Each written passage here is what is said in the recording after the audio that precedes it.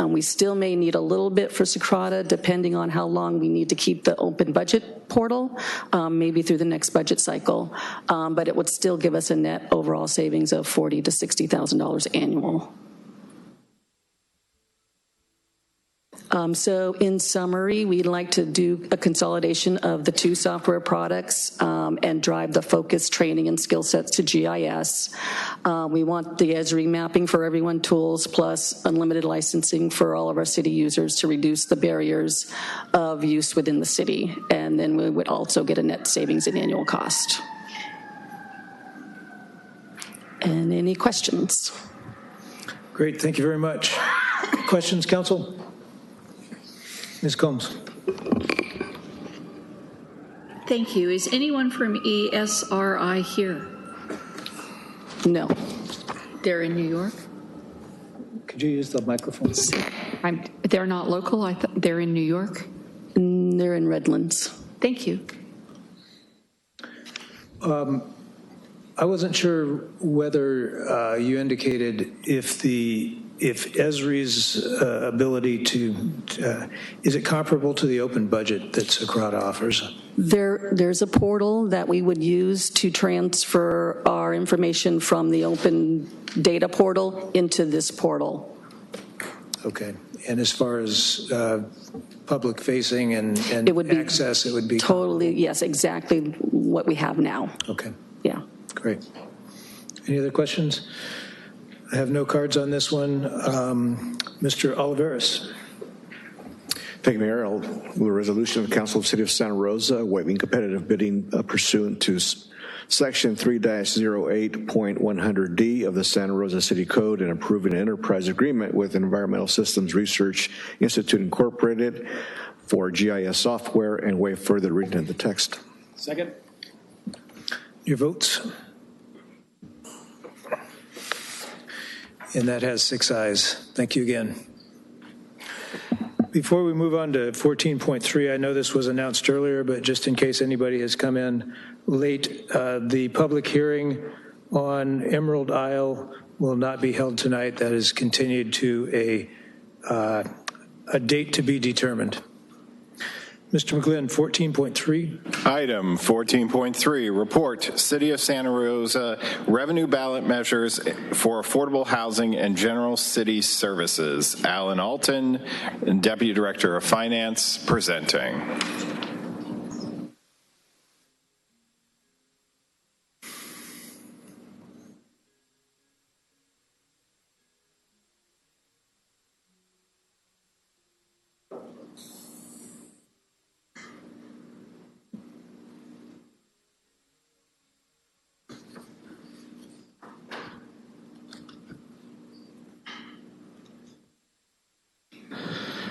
Mayor Corsi and members of the City Council, the item before you now is the ballot measures that we are proposing to go on the November ballot. The way that we'll work this, we have 3 items contained in this staff report, in this presentation. So the first 2 are the sales tax, the proposed sales tax increase and a proposed transient occupancy tax increase. I'll take care of those 2 items and then I'll turn it over to Dave Gwine, who will finish up with the housing bond item. I do also want to note that we have some consultants here that have helped us through this. We have Chris Lynch, who's our bond counsel, Charles Heath, and Brian Godby, who performed the opinion survey for us. So as a bit of background, the city has been looking at a number of revenue measures to help various city operations and community unmet needs. We have, in May, we did a opinion survey seeking polling on both a sales tax increase of 1/4 cent, a TOT increase of 5%, and a housing and infrastructure bond, and we presented that information to you in a June 26 regular meeting. The council then requested that staff and the opinion research company go back and do a second poll where we remove the infrastructure part of the housing bond item and pulled for a number of different rates that would that could be affected by it, because as you recall, what we're looking at is a general obligation bond, and there were several property tax ad valorem rate increases that would could go along with it that would return different project dollar amounts. So,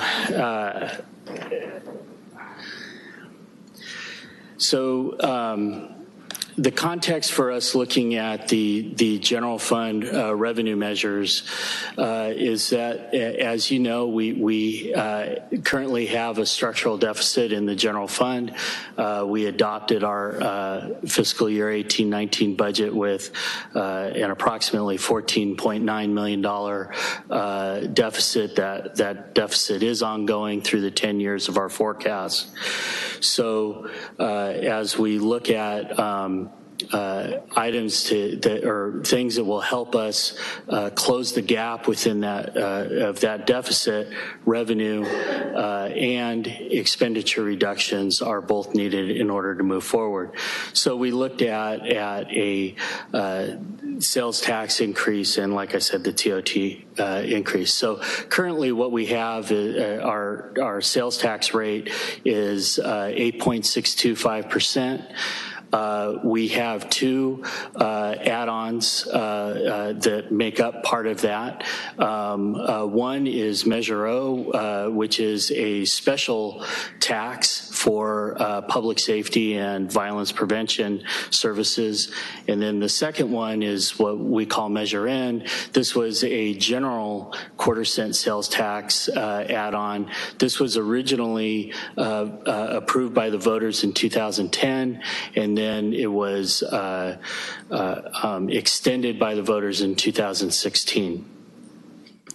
So when we did the initial polling in May, the survey came back that there was a 66.1% approval for doing a 1/4 cent general sales tax increase.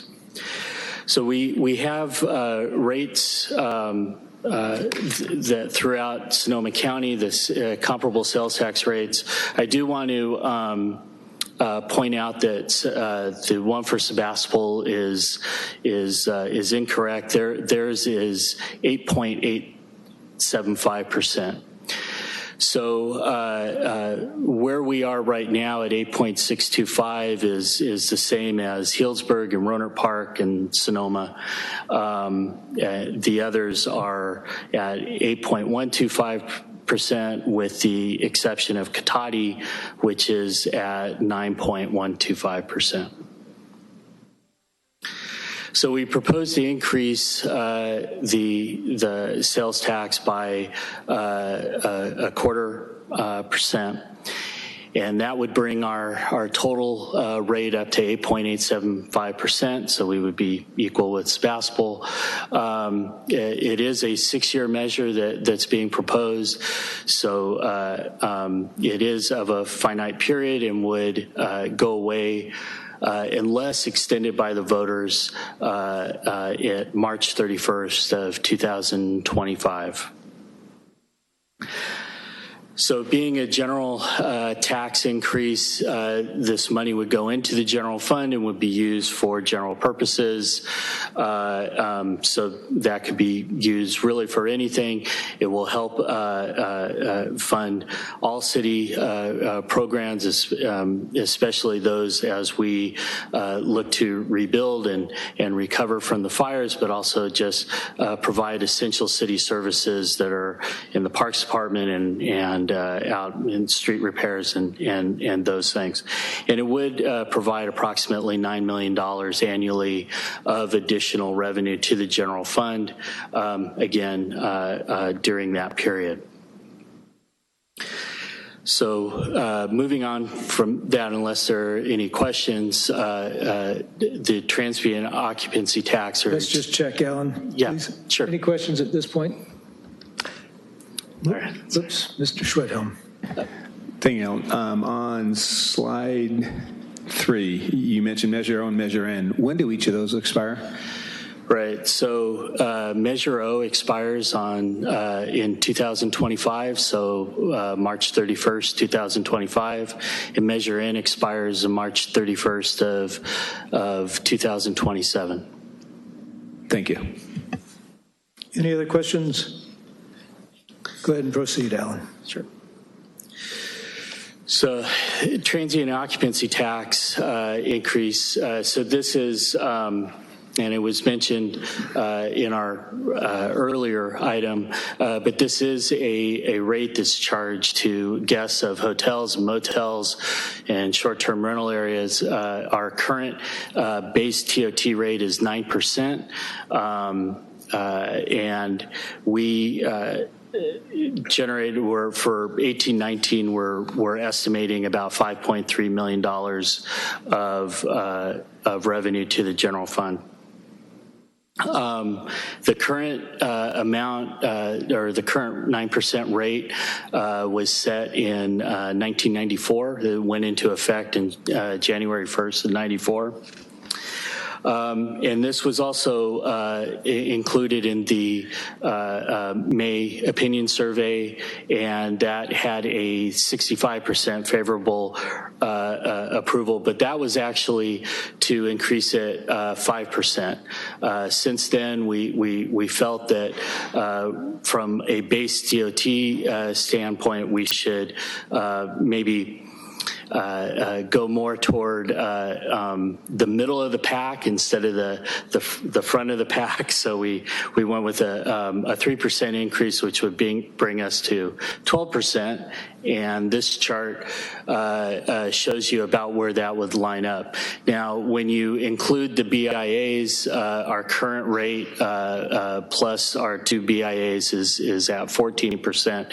So if we add 3% onto that, that is going to bring us up to the top if you include the BIAs. From a base TOT standpoint of funds that will go into the general fund, however, this will put us right pretty much in the middle of the pack.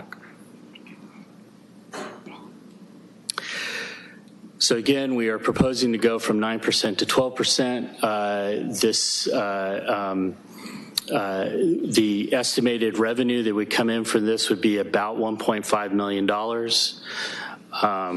I mentioned that it would raise our effective total TOT plus tax assessments up 17% and put us in line with Windsor, Rohnert Park, and Sonoma County. This is an ongoing source of revenue, so there isn't a sunset at the end. This would go on until future change is made. This, as the sales tax increase, though, would be for general purposes. It is general fund revenue that would come in and that would go toward closing the gap for our structural deficit. So with that, if you have any questions on those two items, I'm free to answer that, and then we'll bring Dave up. Thanks, and I apologize, I had to step out for a while earlier, and I know there was a discussion about the BIA, but can you explain a little bit of the history and the thinking behind Santa Rosa being the only jurisdiction in the county that has 2 BIA fees? Hold on. Excellent. Race is still here.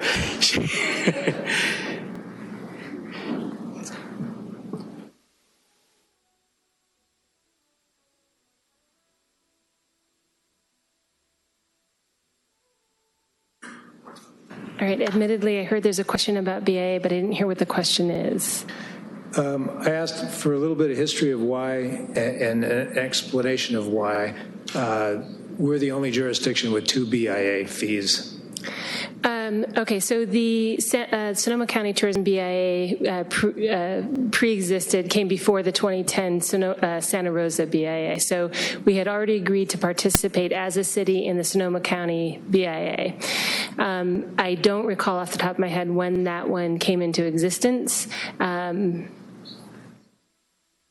It came into existence in 2005.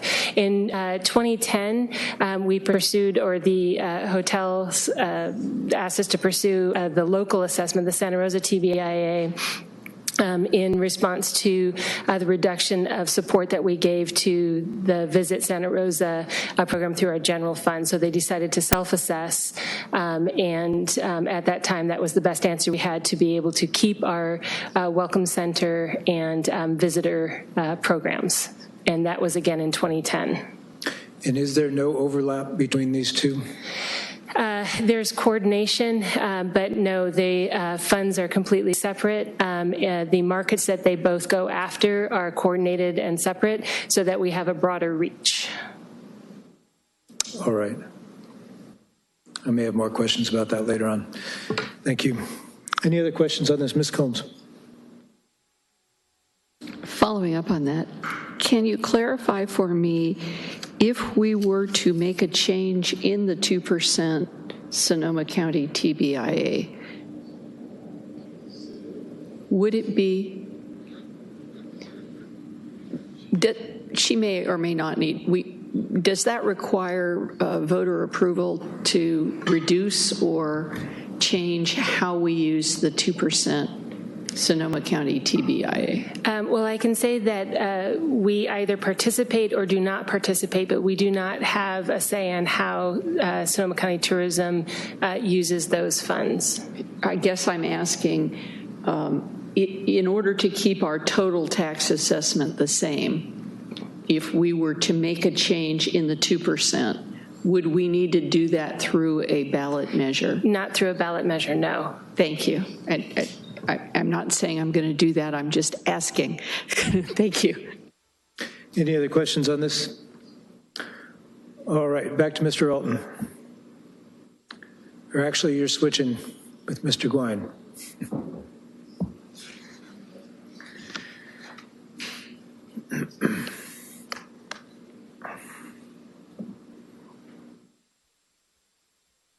Yeah, thank you, Mayor Corsi, members of the council. So I'll walk us through the outline of the proposed housing recovery bond. First, by way of background, in 2016, you adopted your housing action plan, which had a directive in there, amongst many others, to explore the feasibility of a housing bond. In 2017, the council voted its support for some state housing measures that were being proposed. And just last month, we directed staff to return with a housing recovery bond ballot measure for the November 6th general election. In terms of analysis, a reminder that the Association of Bay Area Governments provides regional housing needs assessment for Santa Rosa in that time frame described as over 5,000 units. The Santa Rosa Housing Trust has an active what we call pipeline of pending housing units and developments, and we anticipate the 400 current units would increase with the addition of this solicitation. And I wanted to make the point that the Housing Authority already has an administrative system in place to move the money forward. I would say it's a plug and play. It would, if you so support this and it gets passed, it would be included with the other resources they administer. So as Alan mentioned, there was a recent update polling. I try to summarize the 4 levy measures that were polled, and we list what the project, how that would translate into funds for projects, and summarize what the poll shows as total for yes votes. There is one typo on the levy for $49. That's an upside down 6. It's actually 46.7%.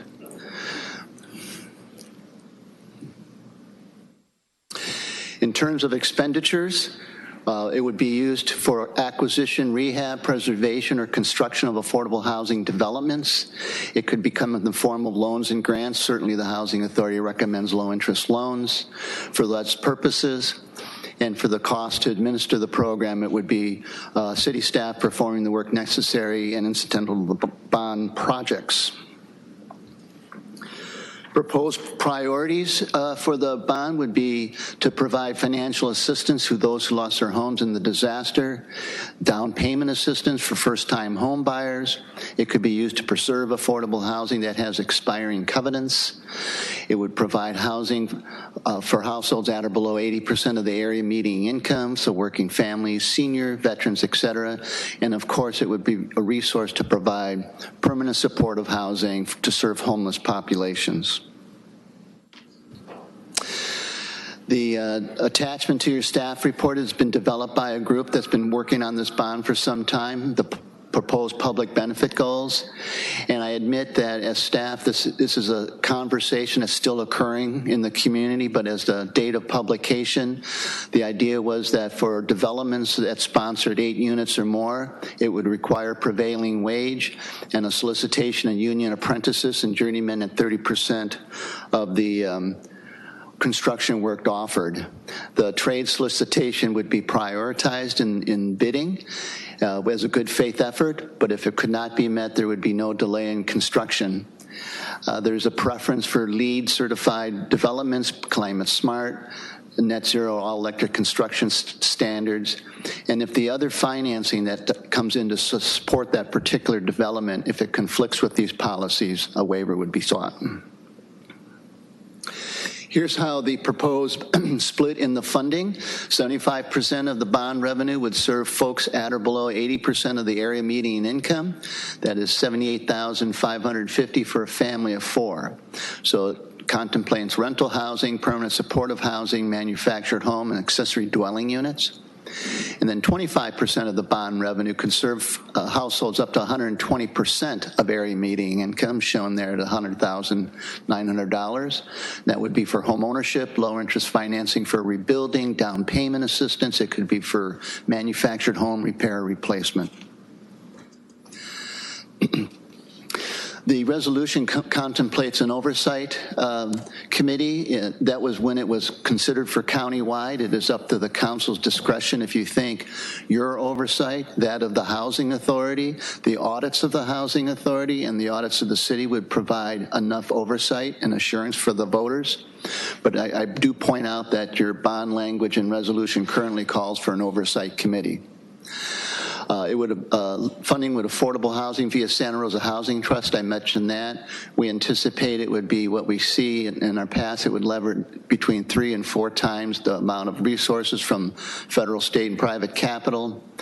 And project selection would be per the current housing trust policies. The administrative guide examples include development readiness, the depth of affordability, the credibility of the developer, the selection of the property manager, proximity to transit, all of those details. And here is the ballot language that is in draft form, pending your selection of a levy amount to provide affordable housing for low and middle income families, veterans, seniors, disabled, and other vulnerable populations. Supportive housing for the homeless that offers mental health, substance abuse services, and help low and middle income households purchase home in their communities. Shall the City of Santa Rosa's measure to issue of assessed value through final maturity with citizen oversight and audits be adopted. So there's 3 recommendations in front of you this evening. The first is to introduce an ordinance to add Chapter 3-29 to the City Code to establish a temporary 25% quarter-cent sales tax for a period of 6 years for general city services and by resolution order the submission of a ballot measure to seek voter approval of the ordinance at the November 6, 2018 general municipal election and direct related actions. The second recommendation is to introduce an ordinance to amend Section 3-28.020 to the City Code to increase the Transient Occupancy Tax by 3%, from 9% up to 12%, and by resolution order the submission of a ballot measure to seek voter approval of the ordinance at the November 6, 2018 general municipal election and direct related actions. And then lastly, select a levy amount and introduce an ordinance to amend Chapter 4-40 of the City Code to authorize the issuance of a general obligation bond for the purpose of funding affordable housing, and, by resolution, order the submission of a ballot measure to seek voter approval of the ordinance at the November 6, 2018 general municipal election, direct related actions to place an ad valorem property tax on properties within the city limits. It is further recommended that the council consider setting the levy at a rate between $19 and $49 per every $100,000 of assessed value. And staff also seeks direction on your thoughts about language regarding agreements with labor organizations and the Oversight Committee. That concludes our presentation. We would be happy to answer any questions. Thank you, Mr. Gwine. And I do want to back up and see if there are any questions from the council on the housing bond presentation. Mr. Sawyer. Thank you, Mayor. I'm going to move back to slide 18. The top two bullets speak to apprentices and journeymen, and it's under public benefit goals. Could someone please explain to me the public benefit of those two top bullets? Yeah, that was a component of the attached guidelines that was developed by the group working on the bond over the last few months. I would say, and maybe there's some speakers in the audience that could better answer your question, council member, but that interest, I think, was to pay the workers that are building these units a wage that would perhaps allow them to rent them and or live in them, and that it was encouraging to create apprentices and job trades in this area because of the demand for labor to rebuild our community. And if I could just add to that, the document that's with the agenda packet was developed by a committee of stakeholders over a number of months, and that heading of public benefit was lifted straight out of that document. I don't expect the staff to defend what I see here is what's going to happen is there's going to be an increase in costs, and that's my concern, and that seems to follow this kind of endeavor, and it does give me pause. Thank you. I had a couple of questions, Mr. Gwine. I think that it's important to point out that this is that at whatever rate we decide to set this at, between 19 and 49, that this is it's per $100,000 of assessed value and not resale value. So do you know what the average assessed value of a home in Santa Rosa is? Yeah, the staff looked that up. It's roughly $349,000. Okay. So it's about half of what the median price of a home is if you're buying it today. It's a good point. Yeah, assessed value is not the sales price value of a property. All right. And this, the presentation didn't mention inclusionary situations. Could this bond money be used to create affordable housing within a market rate project? I believe it could, yes. There's several ways to do that. There's the density increase. The current policy is that if a developer wants additional units, the increase on density, it should not require a subsidy from the housing authority unless they're lowering the affordability deeper than just 80% of median. But if they wanted to see if we can't, for lack of a better term, purchase affordability within a market rate development, yes, I think this bond measure could help. And then my final question is, it's been pointed out by a couple of folks to me in the last couple of weeks that the average city contribution to an affordable unit is about $100,000. Is that accurate?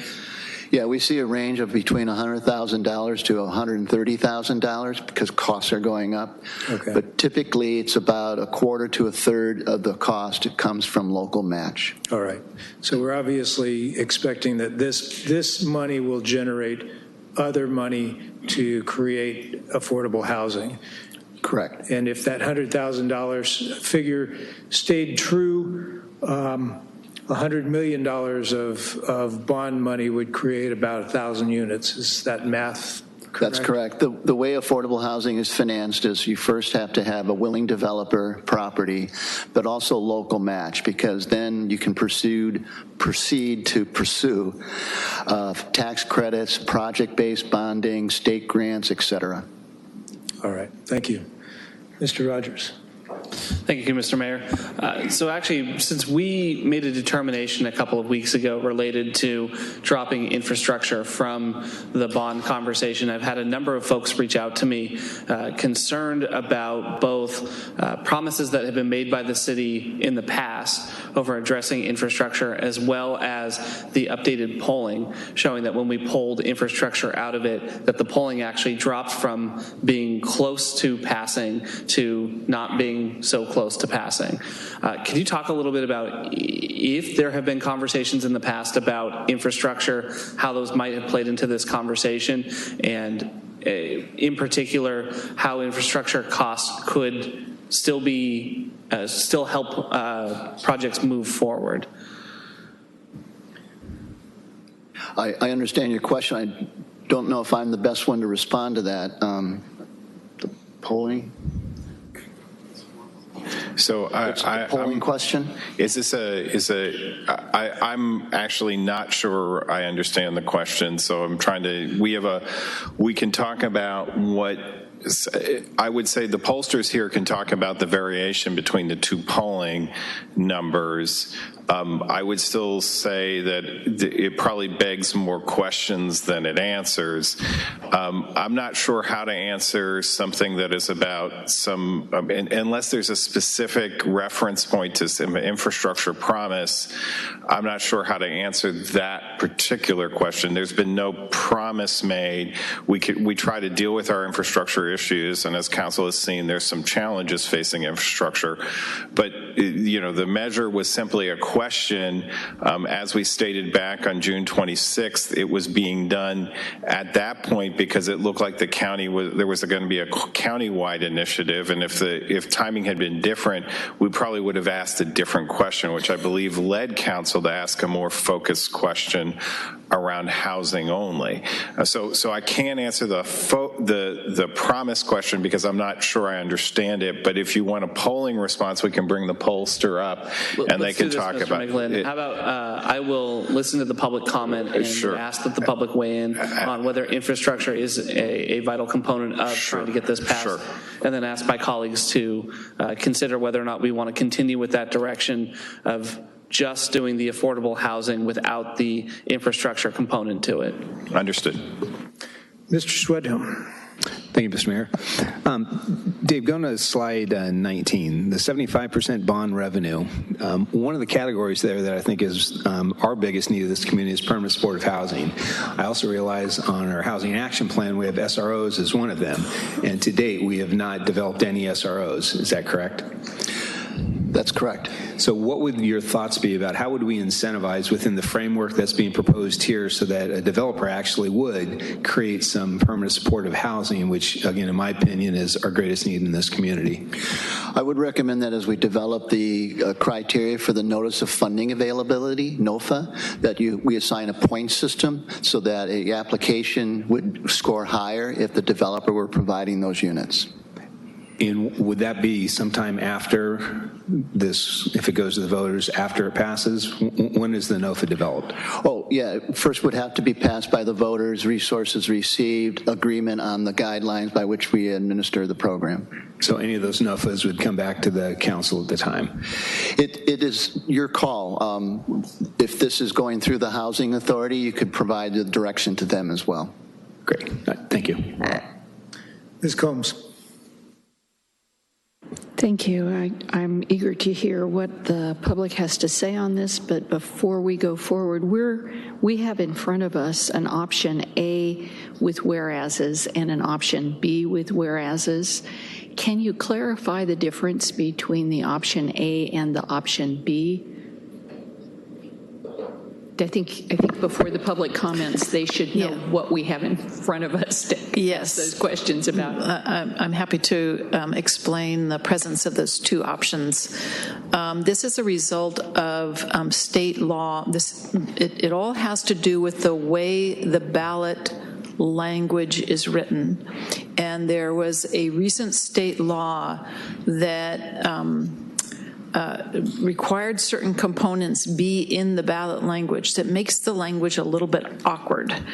And if I can pull that up, there is an effort to adopt new resolution that would revise that provision so as to allow local jurisdiction to have what you might call a cleaner ballot statement, a little less confusing. We don't know yet whether that will pass. It did not pass earlier in the session, but there is some expectation that with legislature back from recess that this may indeed get passed and signed within the next couple of weeks, week or two. So it was working with bond counsel, recommended that we go ahead and prepare two resolutions, A, which complies with the current law and has a slightly more awkward statement, and option B, which has a slightly clearer statement that complies should the legislation pass and be adopted. And we would recommend that you adopt, if you want to move forward with this, that you adopt both of those resolutions and that it be conditioned on which law is in effect at the end of the session. I'm sorry, which law is in effect as of August 10th. August 10th. And both get us to the same result, just with different wording. Yes, both get to the same result. Okay, and attached to each of those would be the same ordinance? Yes, that's correct. Okay, and we just received a new Red Line Ordinance version. Just for clarification, and it includes some of the language that we've seen on the PowerPoint, but that hadn't been in the packet that was publicized. That's correct. And if I may put that in context, there are several of the slides, and it would be, if I go back to slide 16, that is what is in the ordinance, as currently drafted. This is what is actually authorized for expenditures. The next several slides, 17, 18, and 19, are what staff proposes for implementation of the bond. And one possibility for the council is to adopt these elements in these three slides as a guidance document, a separate guidance document that you adopt by resolution. We had the request that the labor provisions, the prevailing wage and solicitation of union apprentices and journeymen, be incorporated into the ordinance itself so that it becomes part of the voter-approved bond measure, and then can only be changed, of course, by voter approval in the future. So that alternative language is before you now, and I understand it is also available to the public. The other element that's included in that language that is not in this slide is a reference to the Workforce Innovation and Opportunity Act. Is that slide 17? It is not on either slide. It is only in your red line, the reference to the Workforce Innovation and Opportunity Act. But if it were going to be on a slide, it would have been on 18. 18, thank Yes. you. Okay. For clarity, we now have option A, option B, and option red line. You have, there are two documents that you'll be considering if you move forward with the housing bond. There are the two, at the end of the day, you'll need a resolution and an ordinance. Right. The resolution, you have two versions. Okay. The ordinance, now you also have two versions. You have the version that was presented to you originally in the packet, and you now have a red line version that would incorporate the labor provisions into the ordinance itself. So the ordinance with the red line is an alternative to the one that was in the packet. Yes. It's not a replacement. That's correct. All right. And I think the resolution red lines are, there were 4 documents. There was the resolution A and the red line A. I don't think we need to look at the ones that aren't red line, if I may suggest. If I may, and I should have inserted myself earlier in the conversation. Earlier today, we provided you, it's going to get a little confusing, but earlier today, we provided you with red lines that were corrections to some omissions in the original resolutions. So on the housing bond resolutions, it was simply a red line that added a reference to federal funding, leveraging federal funding. So it was leveraging state and federal funding rather than state and county funding. That was just almost a typographical type of correction, not a substantive. On the two tax measures, the TOT and the sales tax, there was a red line in order to conform the ballot language with state law requirements. So it added the anticipated revenue from the tax and the term of the tax in both cases. So that, again, not a substantive change, but just a change to conform the language to state law requirements. And now you have yet another red line, which is an alternative, which just provides you an option that we've provided at the request of a council member. So, thank you. And welcome to the sausage factory, folks. This is how it's done. Thank you. I appreciate it. Yeah, I just wanted to muddy the water that way. Okay. Any other questions? So before we get started with public comment, is there anyone who plans to offer some public comment who hasn't turned in a yellow card?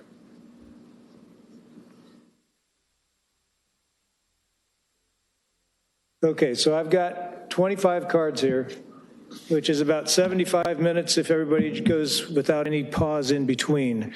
You'll have 3 minutes to make your case. I encourage you to do it in less than that. I guarantee you that you can be effective in less than 3 minutes, and you'll probably be better heard if you take less than 3 minutes.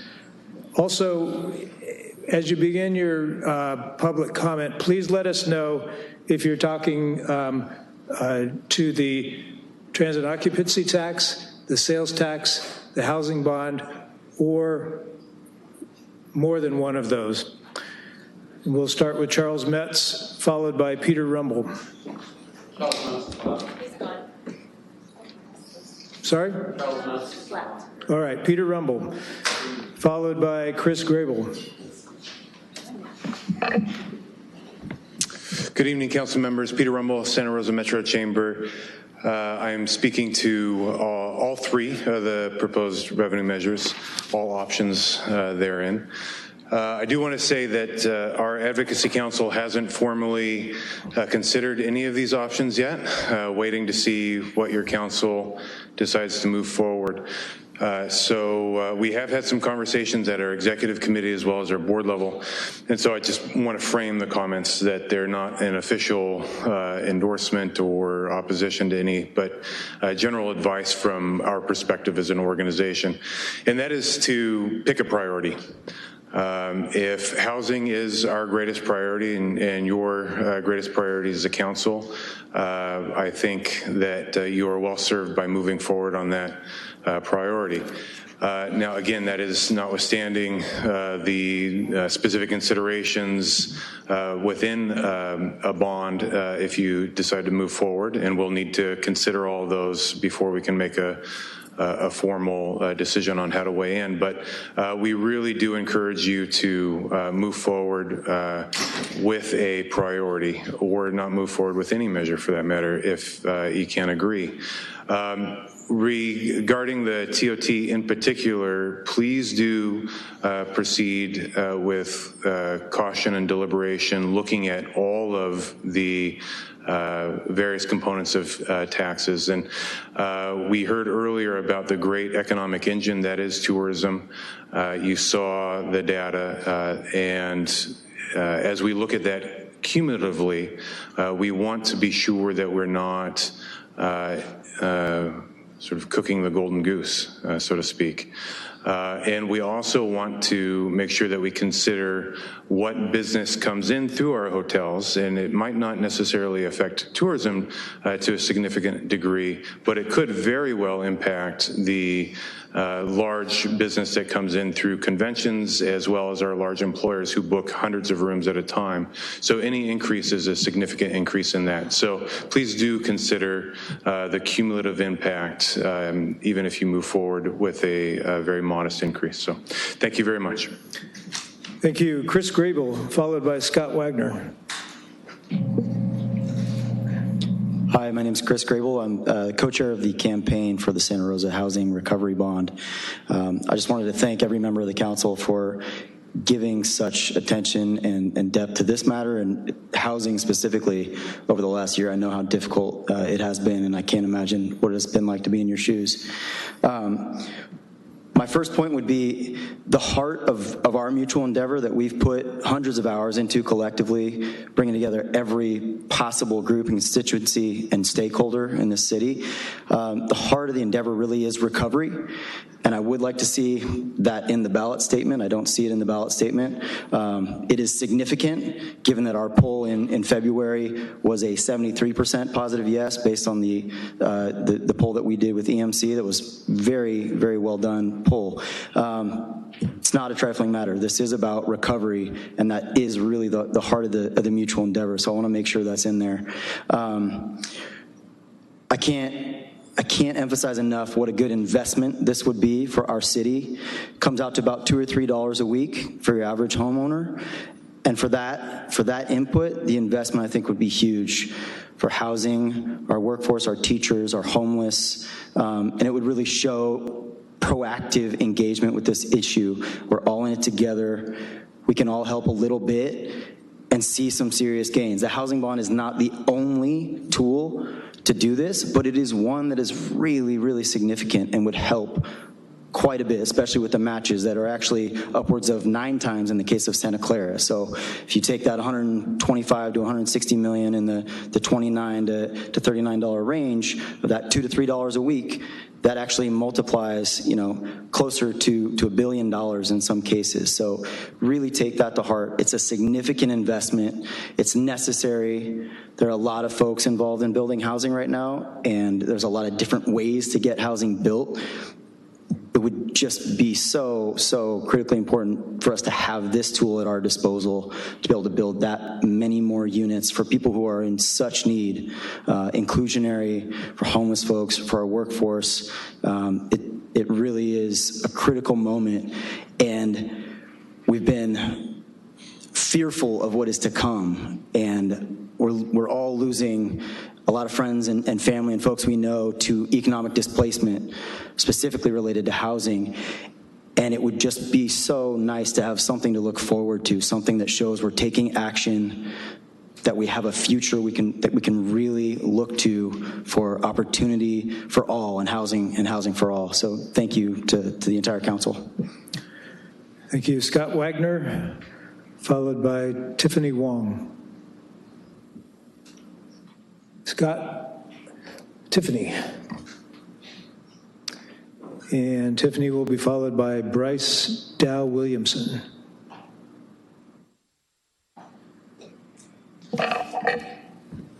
Good evening, Council and Mayor. My name is Tiffany Wong, and I am the EAH's Advocacy Coordinator. I would like to read to you thank you. I would like to read to you a story from longtime Sonoma County resident Sally Nichols. She writes, I have been a resident of Sonoma County for many years. I have birthed and raised my children in this county. When I lost my home due to the real estate crash in 2012, I was lucky enough to have a moldy old RV that was welcomed onto a floodable property. The only thing that got me through those rough 5 years was my incredible extended family in Sonoma County. In January of 2017, I was unable to move the RV and it flooded to hip high. By the grace of God, I was able to move into EAH Kings Valley Apartments in Cloverdale. Finally, I was finally living in a safe, sanitary, and dry apartment that I can call my own. With the incredible ongoing benefit of enthusiastic services coordinator, a friendly and helpful office staff, and the miraculous maintenance, I am better than safe. My quality of life has improved to excellent, and I'm finally happy. I thank EAH for making this possible.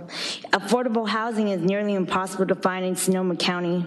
It's so sad to think that as we pass from workers to retire, we will no longer be able to afford to live in our own community. I'm just one of the lucky ones who happened to find quality, affordable housing after years of waiting. Needless to say, we desperately need more affordable housing in our county, a place many of us call home. Santa Rosa, please take action. We need safe and affordable housing options for our families, veterans, local workers, older adults, and persons with disabilities. I ask that you will stand in the gap, be that extended family that Sally Nichols has mentioned in her story, and support your community through the Affordable Housing Bond. Thank you very much. Thank you. Bryce Dow Williamson, followed by Lady Vasquez. Good evening. I'm here on behalf of Jack Tibbetts, reading you a letter sent from the ocean. My friends on the council, I am very sorry to have missed tonight's meeting, and I'm regretful to be missing the housing bond item. Originally, I had expected to arrive in time to participate, but Mother Nature had other plans. Nevertheless, I want to share my opinion with you. I have had the great privilege of serving on this council with you all, working together to continually exchange ideas and perspective to tackle our city's problems. As you know, two of our largest problems, housing and homelessness, are intractable with the resources we currently have at hand. No amount of ingenuity or creative policy making will make a broad enough impact that the public will notice. What's more, every poll has been conducted in the past year all indicate that these two issues are the highest priorities among the public as well. Through the passage of other Bay Area housing bonds, we now know that local housing bonds can produce the resources we need to meaningfully tackle these problems on a large scale. In the case of Alameda County, which has passed a $580 million bond in 2016, that has already issued $79 million to projects, which has resulted in leveraging of $670 million additional dollars to their local projects through state and federal funding pools. And this $79 million amount alone is anticipated to create over 1,000 new units of affordable housing. Creating these units is clearly a public priority in Santa Rosa, and we have identified a powerful tool to tackle our growing housing crisis. What we need to do now is to present the policy tool to the voters and to let them vote by their values. I think Santa Rosa will vote based on compassion and common sense and pass this measure. But win or lose, we need to present this tool to them for decision. I look forward to getting back and seeing you all in August. In the meantime, I support the $29 threshold. Based on the 3 separate polls I have seen, this is feasible, and the $124 million it will generate is much needed. This amount should be based on a declining repayment schedule as city property taxes rise, so that the taxpayer notices a smaller amount on their tax roll every year. My best, Jack. On a personal note, as somebody who was born in Santa Rosa, who attended the JC and lives in Santa Rosa at 32 with my own business and is also sharing a house with 4 other people, I sure would love it if we could get the chance to create this housing bond and see. And I think that you would really see the way that young people will get behind this, and I'm going to be working very hard to make sure that happens. Thank you. Thank you. And did that message from Mr. Tibbetts wash up on the beach in a bottle? Something like that, yes, in my phone. Lady Vasquez, followed by Mayor Mansell. Hello, my name is Lady Vasquez. I am here for the Housing Recovery Bond. I am an alumni at Rosa University Prep and incoming freshman at the Santa Rosa Junior College. I actually wanted to come here and speak a little bit about myself, selfishly. I came to Santa Rosa when I was 5 years old from San Jose, California, and I can tell you that being here has been a lot of ups and downs. My family for many years did not have enough money to afford to live in even a low-income apartment. For the first 12 years of my life, I lived in an apartment on Sunset Avenue that I had to share with 2 other families, and it was only a 2-bedroom apartment, and it was a lot of it wasn't fun. I can tell you that, but I've seen how my family struggled to pay rent and make even $500 for just 1 month of rent, and I now understand that struggle because I am going into the Santa Rosa Junior College and I want to live on my own, but I can't do that because there's not really any place here that offers me the help I need as a DACA recipient and as a incoming freshman. My only option is just to kind of stay with my parents and live with them until I can transfer out of the Santa Rosa Junior College and move into a four-year university. I love Santa Rosa as if I was born here, and if like any other citizen here, I would ask for this. I'm so sorry. Like any other person here, I've loved and cared for this city, and I hope that you guys, like Jack said, can make this choice out of compassion for the people who are suffering with the economic problems and can't afford to live in and who can't afford to live in a house like a decent home here. So yeah, I don't know, I can just tell you from my experience that this is very important, and thank you so much for taking your time with this issue. Thank you, Ms. Vasquez, and keep striving. Mayor Mansell, visiting from Healdsburg. Yeah, I'm coming tonight as an employee of the Santa Rosa City Schools. I'm a teacher in Santa Rosa City, and I've been teaching for 36 years, and I'm used to coming in here to talk to the Board of Education. It's the first city council meeting I've ever attended. I've watched on TV. So I want to just thank you, council members. I definitely can empathize in one respect, being on a city council as well, but I do want to just invite you to be bold and to understand that as a teacher, I have read so many pieces of writing and heard so many speeches as a language arts teacher in the high school, public schools of Santa Rosa. Kids are really ready. Young people are ready. You know what we're doing this for. It's about the future. It's about really looking at how we as a city can recover. As an employee and someone who really cares about Santa Rosa, we've seen demonstrated leadership. Everybody knows this last 9 months, you all have shown up, and any criticism and these boundaries that are literally and figuratively brought up, we're all in here because we care. We don't come here other than the fact that we know we need to serve the public, and the public right now needs bold leadership.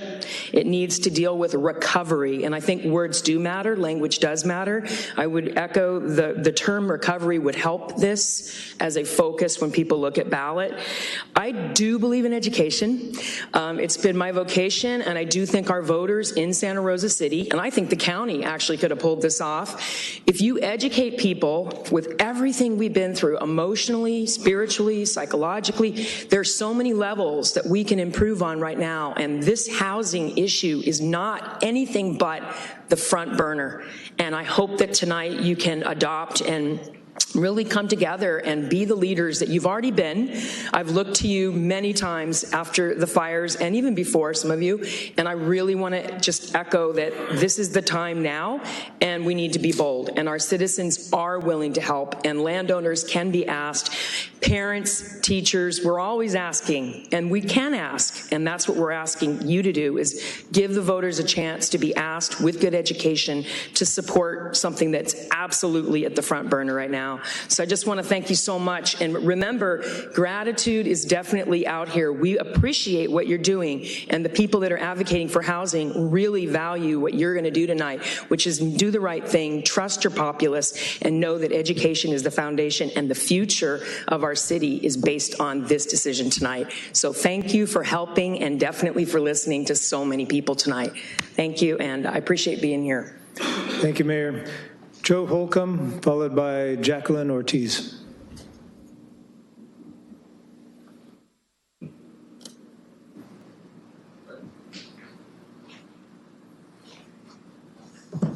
Hi, thank you very much. My name is Joe Holcomb. I live over on Martina on the far side. I'm going to address all three items, try to be as brief as I can on the issue. I was here in 2010 to address the City Council regarding raising the sales tax on what was called Measure N at the time. I said that we should do it. I thought it was a good idea, but you went ahead and spent the money and had your polling, and we went ahead and passed it anyway. As far as the sales tax, it's probably the easiest one to pass.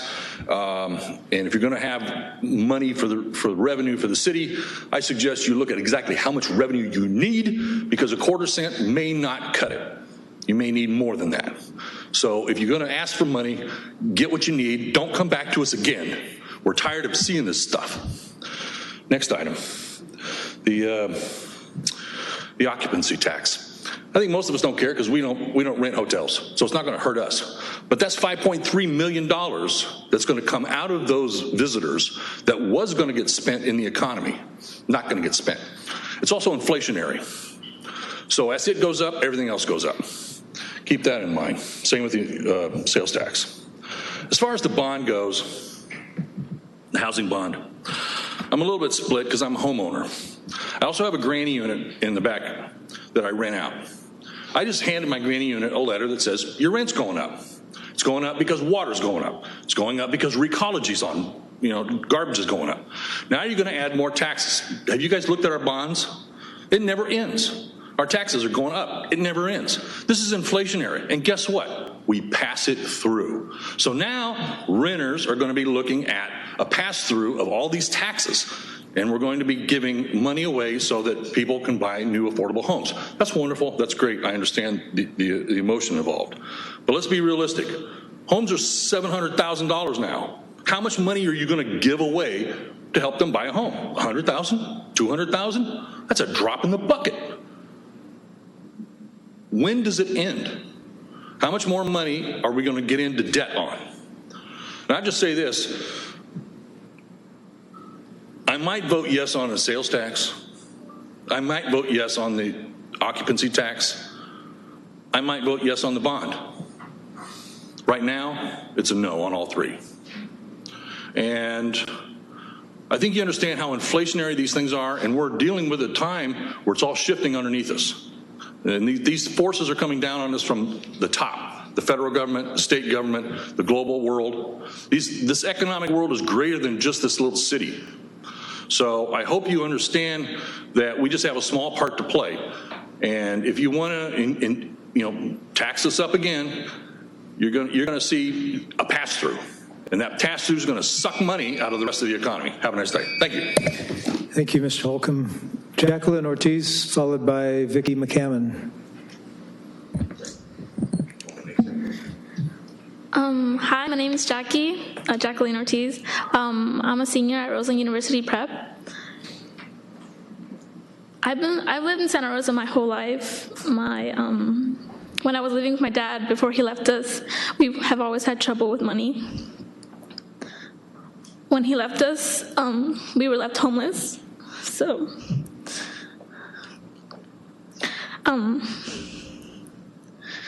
we went to a family shelter, and there we basically lived in a small house with 5 rooms, and in each room there was families. We all had to share a bathroom, kitchens, living rooms. At night you could hear kids screaming, parents arguing, teens being destructive. For me, this experience was living in a prison. I never went out. I always stayed inside because there were rude people, and I always felt uncomfortable. My family and I shared a bunk bed, four kids and 1 mom. There was no privacy. In addition, we were still tight with money, so all we did was go to school and come back to our room.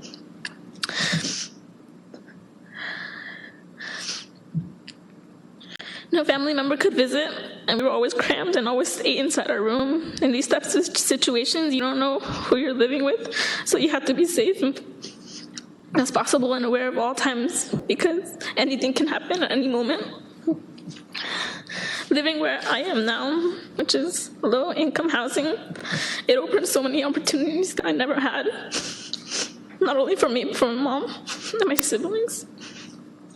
Since we moved into this apartment, my mom was able to get back on her feet and maintain 4 kids without the help of our father, who doesn't even pay child support.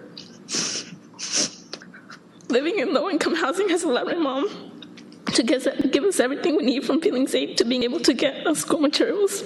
My mom now works and goes to school at Santa Rosa JC to learn English. There's no need for my mom or my siblings to be worried about where we are going to live or if we're going to be able to make the rent. I am able to focus on school and my career.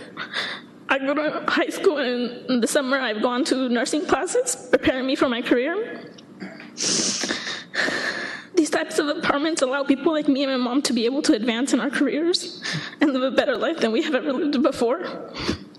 There are so many families out there who, with low-income housing, can change their lives for the better, so they can make something of themselves, so they can accomplish their goals, so they can succeed. To finalize, I would like the mayor, vice mayor, and council members to reconsider the city of Santa Rosa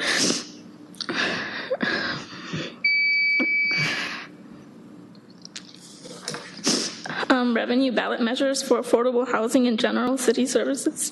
Thank you. Thank you, Ms. Ortiz. Appreciate you sharing your story. Vicki McCammon, followed by Riley Weissenborn. Mr. Mayor and the City Councils, good evening.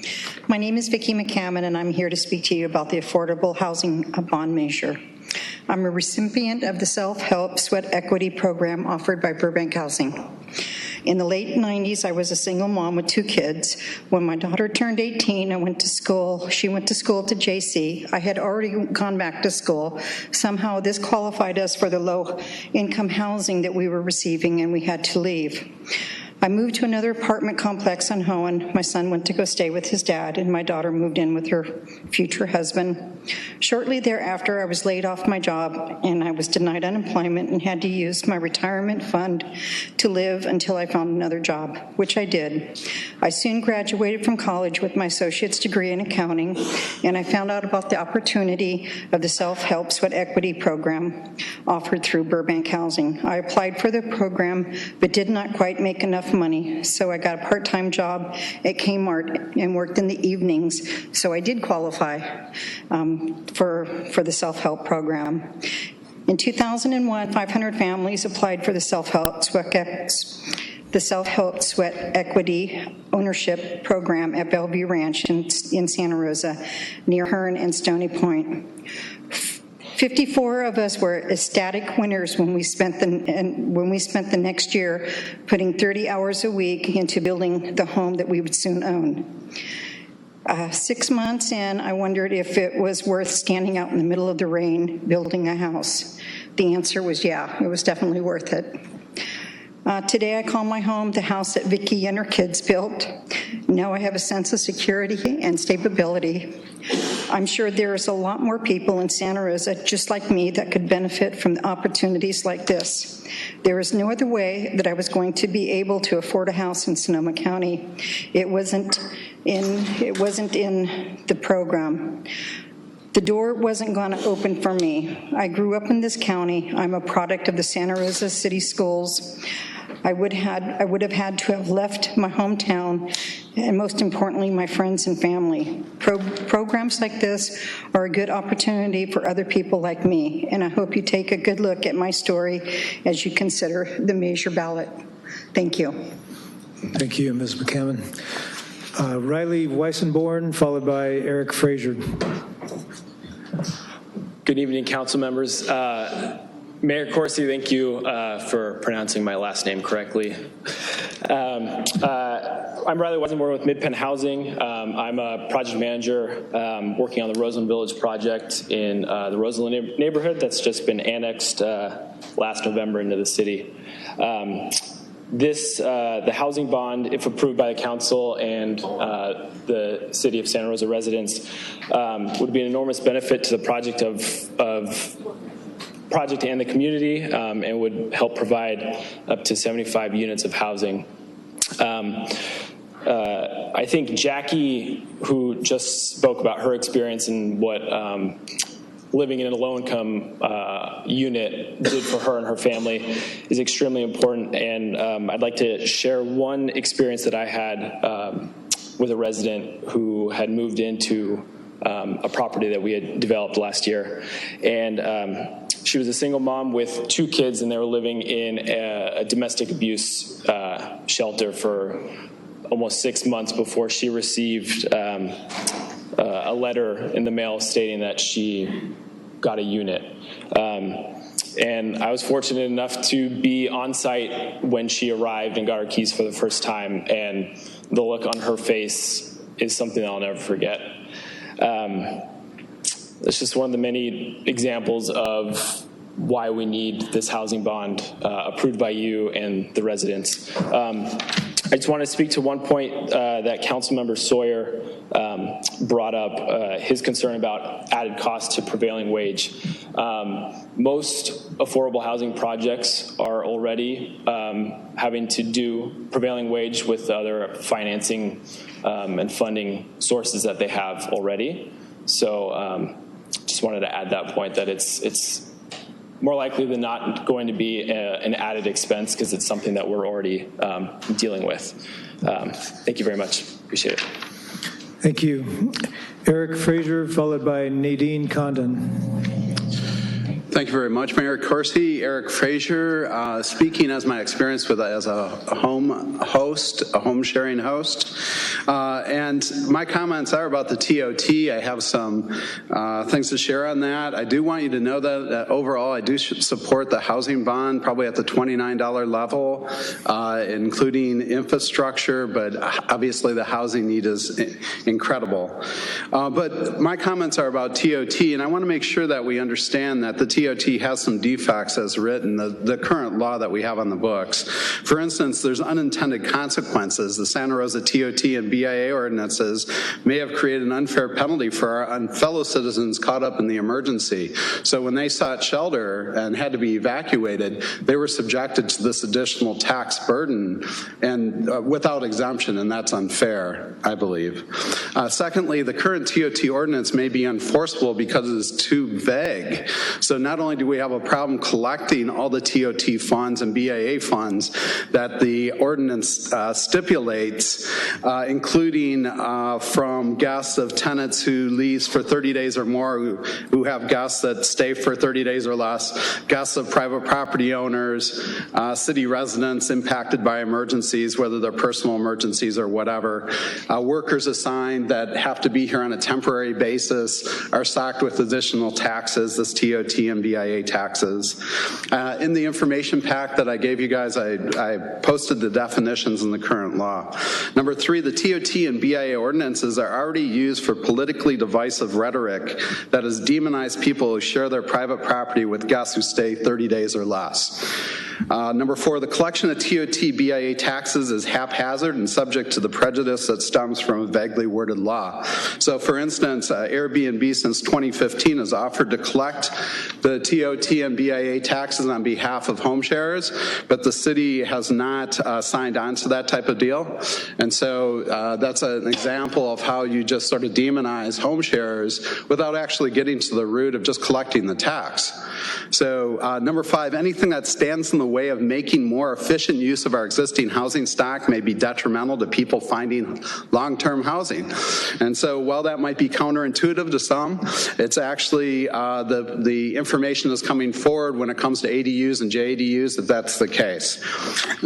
There's a bunch of suggestions, certainly having the booking forms collect the TOT and remit it, making the TOT returns compulsory for home sharers, making it optional for those that are home sharing incidentally and not using the booking platforms, for instance, engaging in a public campaign to see the people voluntarily submit BIA and TOT taxes, all to encourage more people to use the unoccupied bedrooms of 36,000 approximately in the city. Thank you very much, Mayor Corsi. Nadine Condon, followed by Jack Buckhorn. Good evening, City Council. Thank you for listening so attentively this late in the evening. I am here to support the housing bond. I'm Nadine Condon. I live in Oakmont. I did look at those poll figures, and I read about that in the Press Democrat today, but I really don't believe in political polls ever since Donald Trump got elected president. I support this bond because I think once people know about it, they will actually support it. This is the one thing every single person in Santa Rosa talks about is their affordable housing. I think that this should be a community vote, and this should be taken to the community and let the people speak for themselves. We have an opportunity to really let Santa Rosa set the standard for affordable housing. And I think it's time to we talk about it and we've talked about it and we've talked about it, but we have a wonderful opportunity now to move ahead. I also think the fact that we can leverage these monies to triple or quadruple the monies we can spend on affordable housing is a golden opportunity that really no resident would want us to miss. So I urge you not to let this opportunity slip away and to put this measure on the ballot. Thank you. Thank you, Ms. Condon. Jack Buckhorn, followed by Brad Calkins. Good evening, Honorable Mayor Corsi, City Council members, and City staff. My name is Jack Buckhorn. I live in Santa Rosa. I'm the Chief Executive Officer of the North Bay Labor Council, as well as the Building Trades Council. And I'm here to support the amended red line version of the ordinance, the ballot measure that includes the labor provisions. And let me explain, it's probably obvious why. I am a labor leader, but I'm really just an electrician. I build houses. I learned my trade in an apprenticeship program not more than 1.5 miles from here at the Carpenters Labor Center. And it's provided for me a life that allows me to live in Santa Rosa, to own a home here, to have health care, and to have a pension. And so the question that Councilmember Sawyer asked is a very important one. What is the public benefit of prevailing wage? Well, here it is. This housing bond, if we're lucky enough to pass it, isn't going to solve the housing problem. It's going to help. We also need to raise wages. So the question you need to ask, are you going to reward contractors that can assemble the cheapest, most exploited workforce possible at the lowest cost, or contractors that can produce the highest skilled, most productive, and safest workforce under a prevailing wage? Can those workers afford to live in the houses they're building? That's what prevailing wage means. And prevailing wage is a study, it's a state survey of what the most common wage rate in the area is. That's what prevailing wage. And the gentleman before is absolutely right. You're going to be paying prevailing wage more likely than not because the money that you want to leverage will already required. As a matter of fact, the $4 billion housing bond measure that we're going to vote on in November will give preference to anybody who is paying prevailing wage for those funds. So that's important. The other thing is apprenticeship training. That's how we go into these disadvantaged communities or folks that need a lift up to the middle class. And in Santa Rosa and in the North Bay where these fires happen, according to GoBiz, the governor's business development office, 99.3% of the training of apprentices is done by union joint labor management apprenticeship programs. So if you want to reach into disadvantaged local residents, lift them up into the middle class through building trades jobs, then you would want to support the labor amendments. The Labor Council is on record of supporting this bond measure with prevailing wage, apprenticeship hire, and the ability to bring folks in from our community, local residents, to be able to earn a living and make a wage that allow them to live here in Santa Rosa. So thank you for your consideration of this. We do support the amended red line version with the labor amendments. Thank you. Thank you. Brad Calkins, followed by Mary Dominguez. Brad Calkins, I'm here to talk about the TOT. I do have some concerns, and I appreciate the report that was shown today. I just want to make sure that there was some misleading information that may be misleading that was out there before Friday. And in the original report, when this was broken into 3 different sections, it talked about the current TOT rate, which is 9%, is below the state average of 9.8. But again, that's not looking at the totals. And the TOT would put us in line with Roanoke Park, Windsor, and Sonoma County. Again, that's TOT only, and that could be misleading because you really need to look at the total taxes, including our BIAs, which was brought up in discussion, and realize that this would put Santa Rosa not only the highest in all of Sonoma County at 17%, but would put us the highest in all of the North Bay. The total of 17 would actually be higher than the cities of San Francisco, Oakland, Santa Clara, San Jose. It would be higher than the totals paid in Marin and Napa cities, all the cities in Marin and Napa. And while I don't think the regular weekend wine taster will make a difference, that business would not be lost. What we have a potential to lose is the Monday through Thursday corporate business and some of the group business. And I say that from experience previously as a hotel general manager. When we're bidding on business for corporate that Monday through Thursday, they ask, and you have to put in your rates, what are the total taxes? Because when you're an Agilent, a Medtronic, a Viavi, or a PG&E, or a Caltrans, you want to know what the total cost is when you're having hundreds or thousands of rooms, because that does make a difference. And so there's a potential to lose some business there, and also the group business. When you're a group person bringing in 100 and some room nights a night, times 4 nights, you want to know what the total is out the door. And my concern is if we are higher than other areas, even simply in Sonoma County right now, if Petaluma is at 12% and Santa Rosa goes to 17%, that's 5% on every $100 of room rate that a meeting planner would look at as the total. And there's a potential to lose that. We could lose it to Paso Robles. Again, they're at 12%, so that is a consideration. So I just ask that you look at the total costs, the total rates, and then also take into consideration there would be some potential lost business. And as mentioned earlier in our report, those groups and meetings also spend money on food and beverage, activities and other things, and fuel, and you would potentially lose sales tax on that. So just a word of caution to look at all those items when looking at the total taxes, not just the TOT alone. Thank you. Mary Dominguez, followed by Bill Nickel. Hello, I'm Mary Dominguez. I actually am a Burbank resident at Papago Court, and I'm here to tell you my story. And I'm also for bond measure, the housing, affordable housing. So back in 2011, I left an abusive relationship, and without Burbank housing, I don't know where I would be. I went to a safe house for a little bit, couldn't really afford anything out in Sonoma County due to it being expensive for a single mother of 3. During the time of me leaving my abusive relationship, I had CPS. My daughter was taken from her father, so I lost custody of my daughter. I lost custody of my 2 sons to CPS due to domestic violence. Not anything that I did wrong other than falling in love with the wrong person at the moment. And let me me see. Sorry, it's a little nervous. I didn't know I'd be speaking in front of everybody. When I went to the Safe House, I did end up going to a homeless shelter, the Rose, for 2 days with my 2 sons, which was very nerve-wracking. My parents opened up their house to me so I could be in a more comfortable environment other than with all these women and children sharing a room like other people has in a homeless shelter. I went to my parents' house. After going there, I started applying for Burbank housing because that was the only way that I'm going to be able to afford anything by myself with 3 children.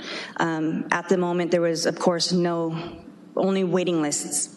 And I was lucky enough to go to Papago Court Apartments, and the manager at the time, Damaris, wasn't able to do the waiting list, so she set me up in an appointment to actually get into low-income housing.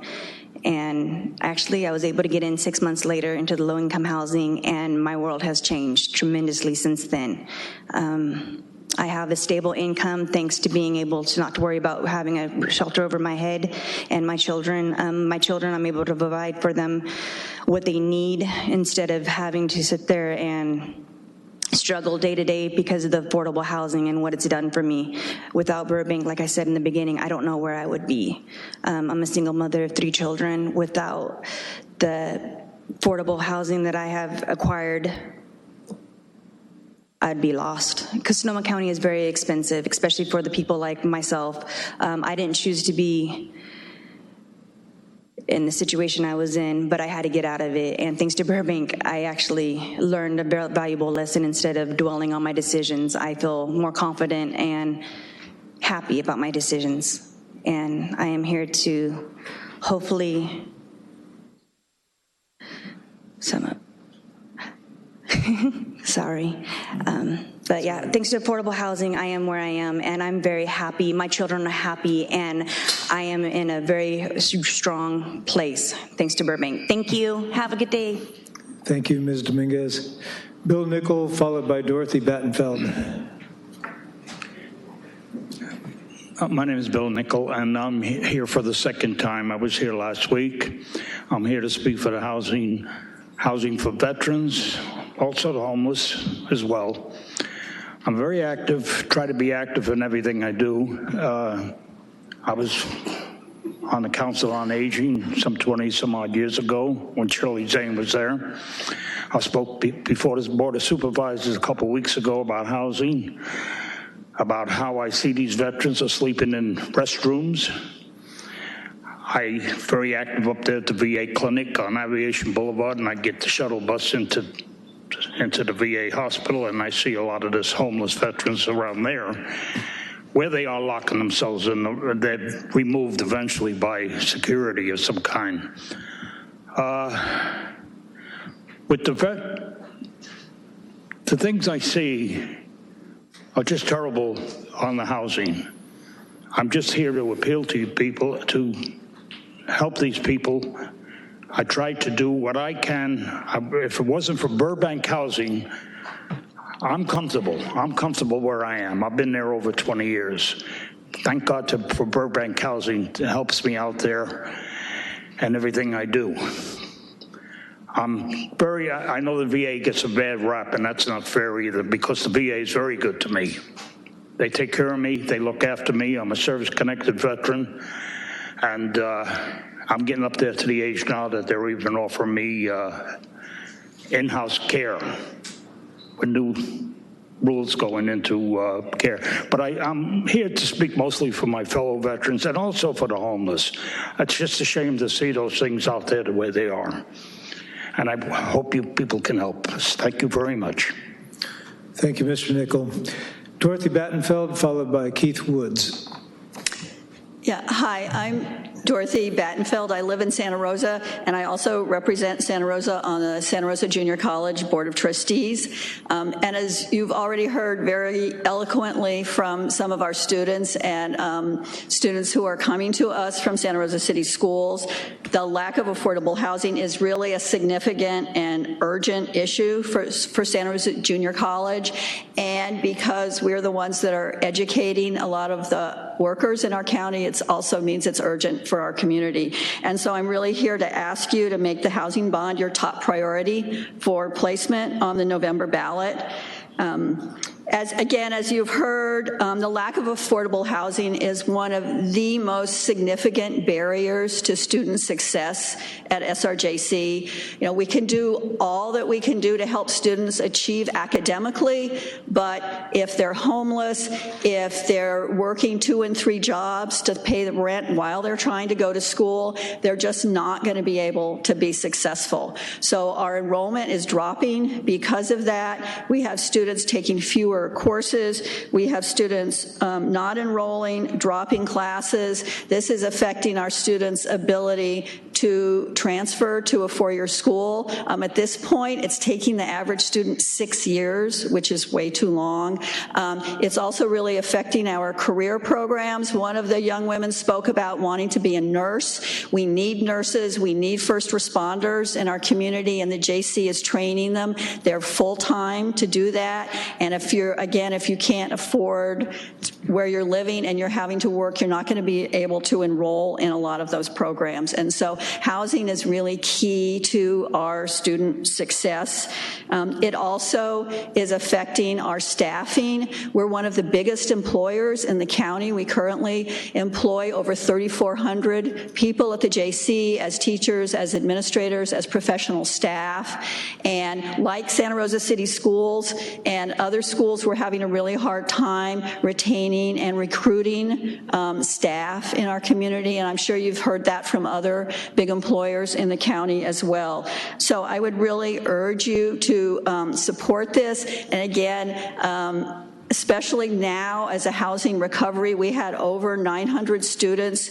I think it's actually the latest is it's now more than 1,000 who lost homes in the fire. And so this is on top of the ongoing housing issues that students have had. And I do think when people talk to me about the JC, probably like you've heard too, that's what they want to talk about is housing and how students need housing. And so I think the community really is willing to support housing because they want to support our community. Just like you support our community, I think people really do want to do that, and they know that housing is important. And I have lots of experience with bonds, and I would really encourage you not to be real specific, but to get community support behind a unified bond and then work out specifics later. Thank you. Thank you, Ms. Battenfeld. Keith Woods. Thank you, Mr. Mayor. Sorry, just followed by Scott Johnson. Go ahead, Mr. Woods. Thank you, Mr. Mayor and council members. My name is Keith Woods. I'm CEO of the North Coast Builders Exchange and manager of the Apollo Way RV Park. Temporarily, call me if you need a spot. I've got 2 things I want to read to you and then an observation to make in my time with you. I'm going to read something from Ken Kreischer. He's our president this year, and he couldn't be here, but he asked me to read this. My name is Ken Kreischer. I'm a local resident and contractor, but I've asked for the statement to be read as the current president of the North Coast Builders Exchange concerning the proposed housing recovery bond. The NCBE Board of Directors, made up of both union and non-union contractors, voted unanimously to oppose any bond brought forth by the city that included the previously floated use of prevailing wage, skilled and trained workforce, and the 30% requirement of union workers. Our opposition is not driven by union versus non-union. In fact, we believe neither group, nobody, should have any prescribed advantage nor guaranteed carve-out for the work built into your bond measure. Ken goes on to say, contractors should be free to hire who they want and make the determination of their skills. After all, it's the contractor who's responsible for the pricing. We're not opposed to housing. We're opposed to a tricked-up bond measure. And come on, give the people a straightforward bond measure with no bells and whistles, no attachments to it that are special deals or gimmicks or political favors. You owe to the voters a straightforward measure. I'm going to read you from a local business, a building contractor who's built a lot of affordable housing. He says, in our extensive experience with building affordable housing, requiring that a project be for performed by signatory labor or giving signatory labor significant advantage results in a minimum additional cost of 10% over the cost of the prevailing wage. That's not the way to spend public money. And is that really what you want to do to voters? We couldn't figure out exactly why would you want to trick up what should be a very straightforward bond measure to let the voters decide on.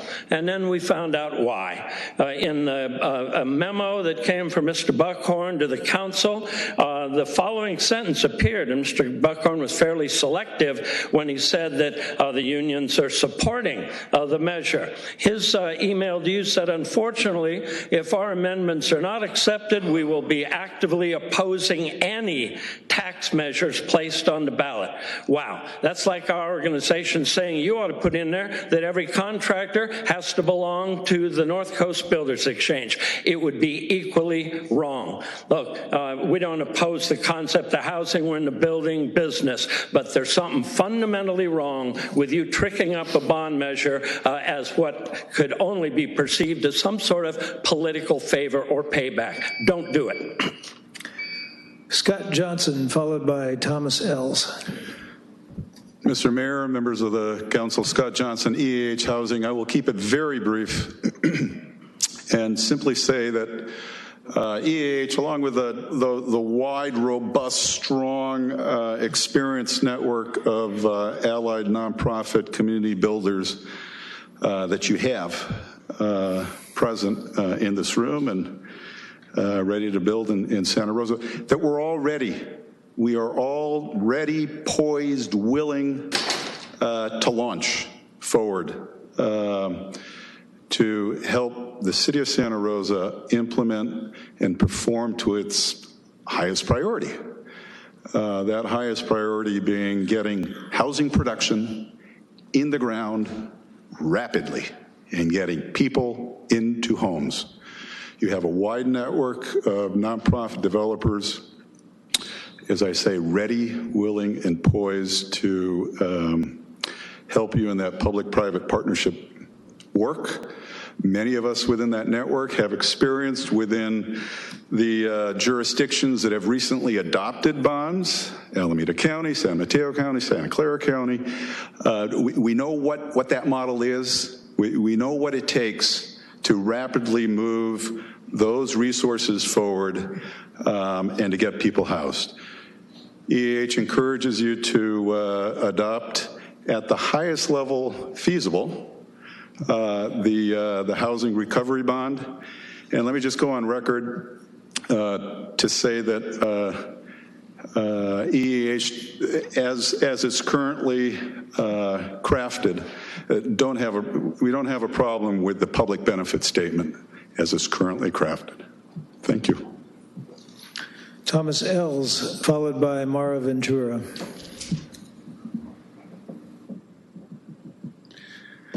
Thank you for considering all three of these measures. It's very important for Santa Rosa.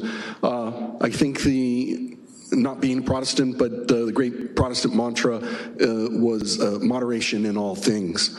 It was mentioned that this was a mutual effort, endeavor across the community to develop the bond measure as a recovery. And this has really proved to be an existential question for Santa Rosa. The question is, to continue to be a city of the future, we need housing. And that was one of the main priority goals of the city just a few years ago, was to be a city of the future. But to continue to be a city in the present, you need the general funds. So you really need both of these. And the focus of this is the mutual intersection of the priority is to be a city, You're not going to be able to be a city if you backfill your general funds and make a tax, whether it's however you're going to make that tax without doing the housing, because we just had all these houses be lost. That is what the effect is that you're trying to backfill. This is the problem that you're seeing with your revenues, is the housing. Not only just the housing the way it is, but the lack of housing is inflationary itself, causing you to have greater costs.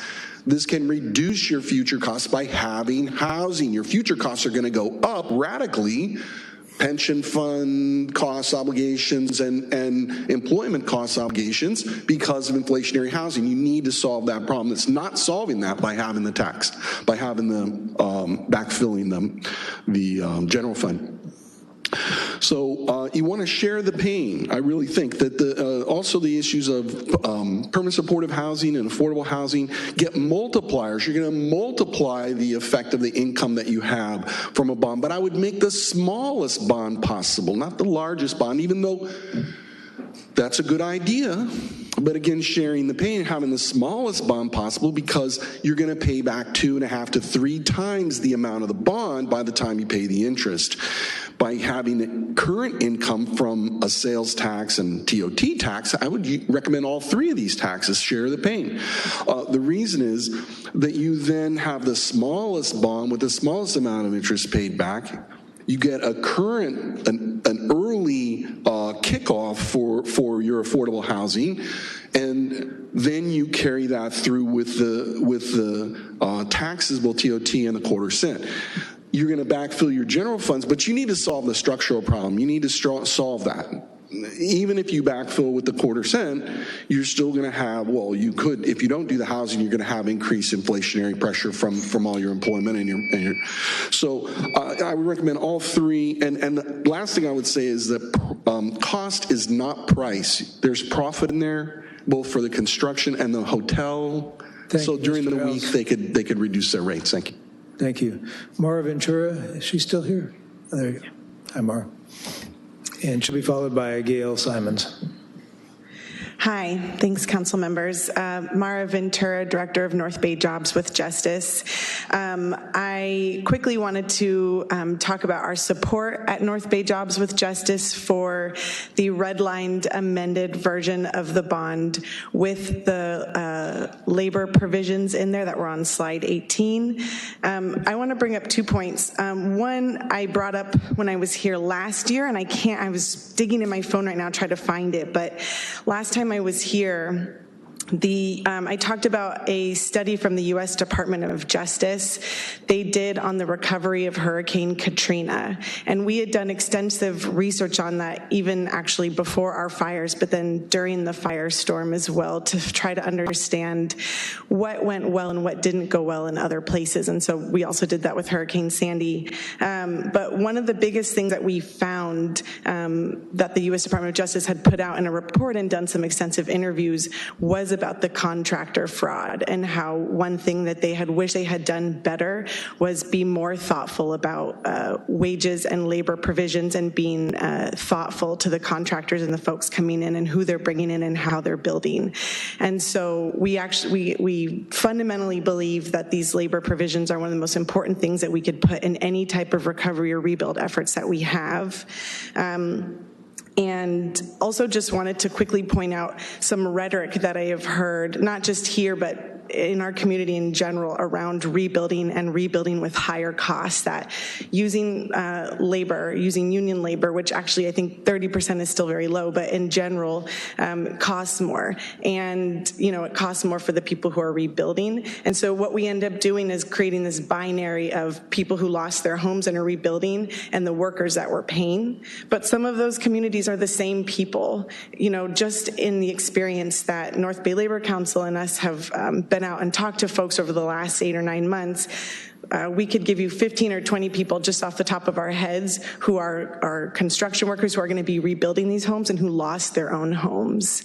And so being able to make sure that we have prevailing wage and that we're thinking about language that protects them and prioritizes them means that we're also thinking about people who lost their homes. They're the same community in many ways. So I just want to address that. And then finally, I just wanted to also throw quick support behind the TOT tax. I'm listening to some of the testimony today, and excited to hear more about what some of the concerns around home sharing are. But I think just off the top of the Sonoma County Annual Tourism Report that your Economic Development Board put out this past year.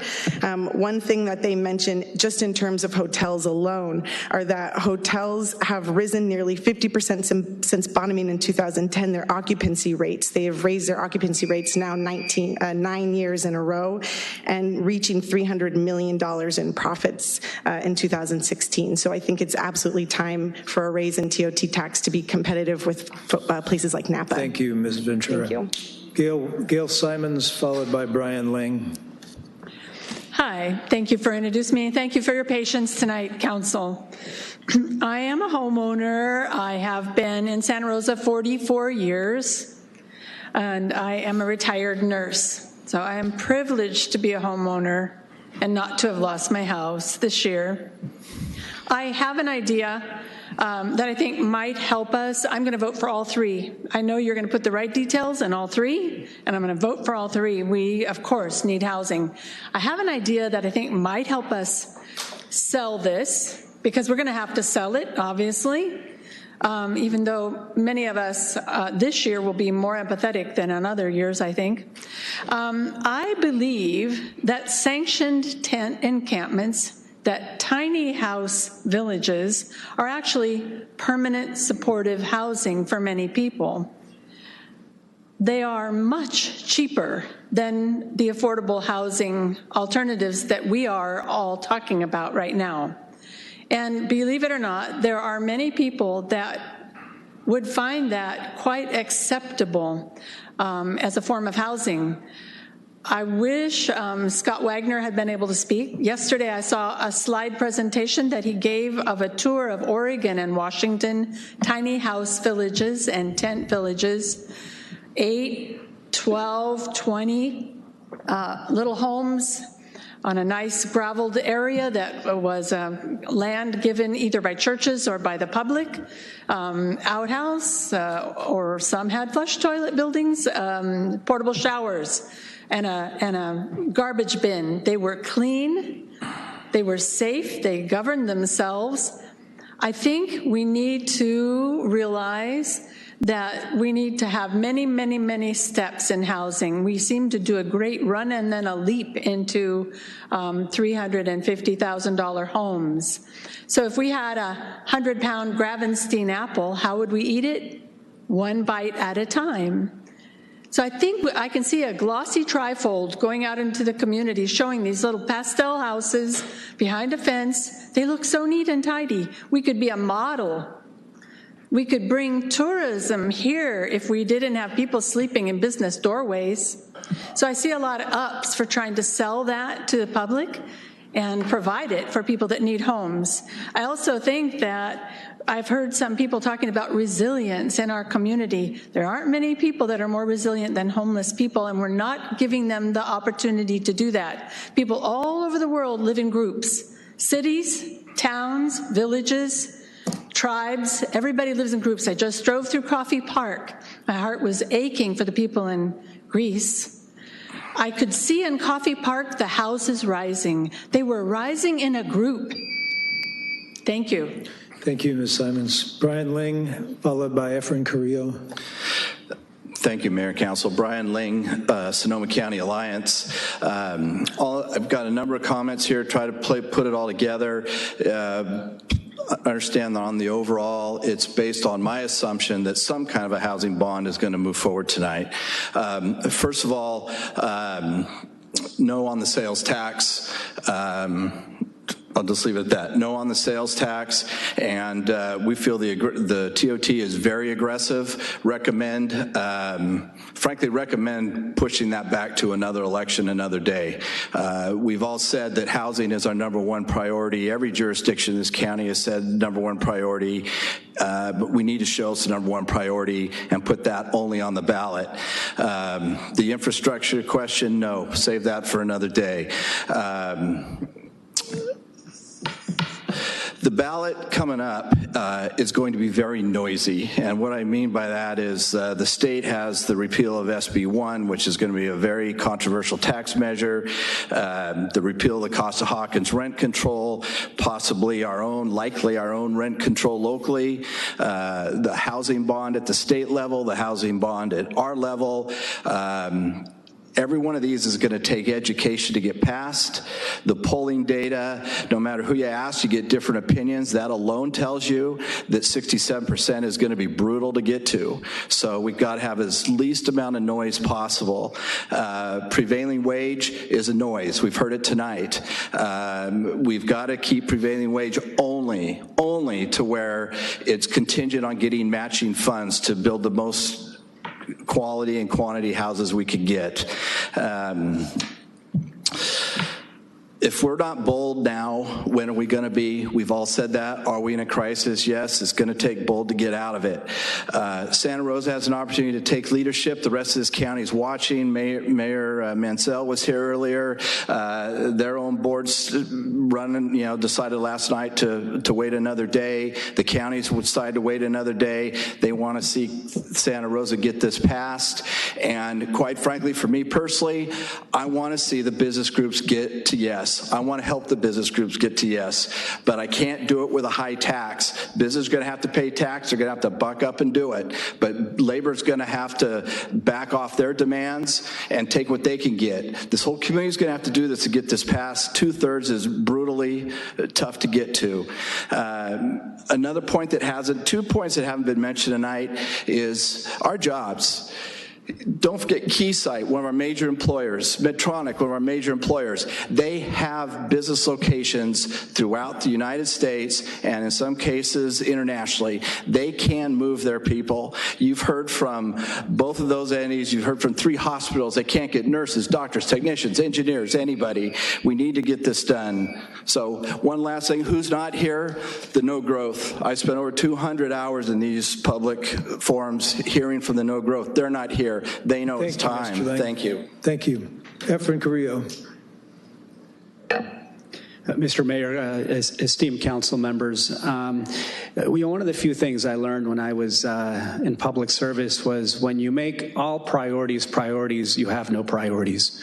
And I would encourage the council to build upon what you've already done as far as responding to the housing crises, as far as responding to homeless issues, as far as responding to rebuild and recovery, and continue to move the momentum for housing only.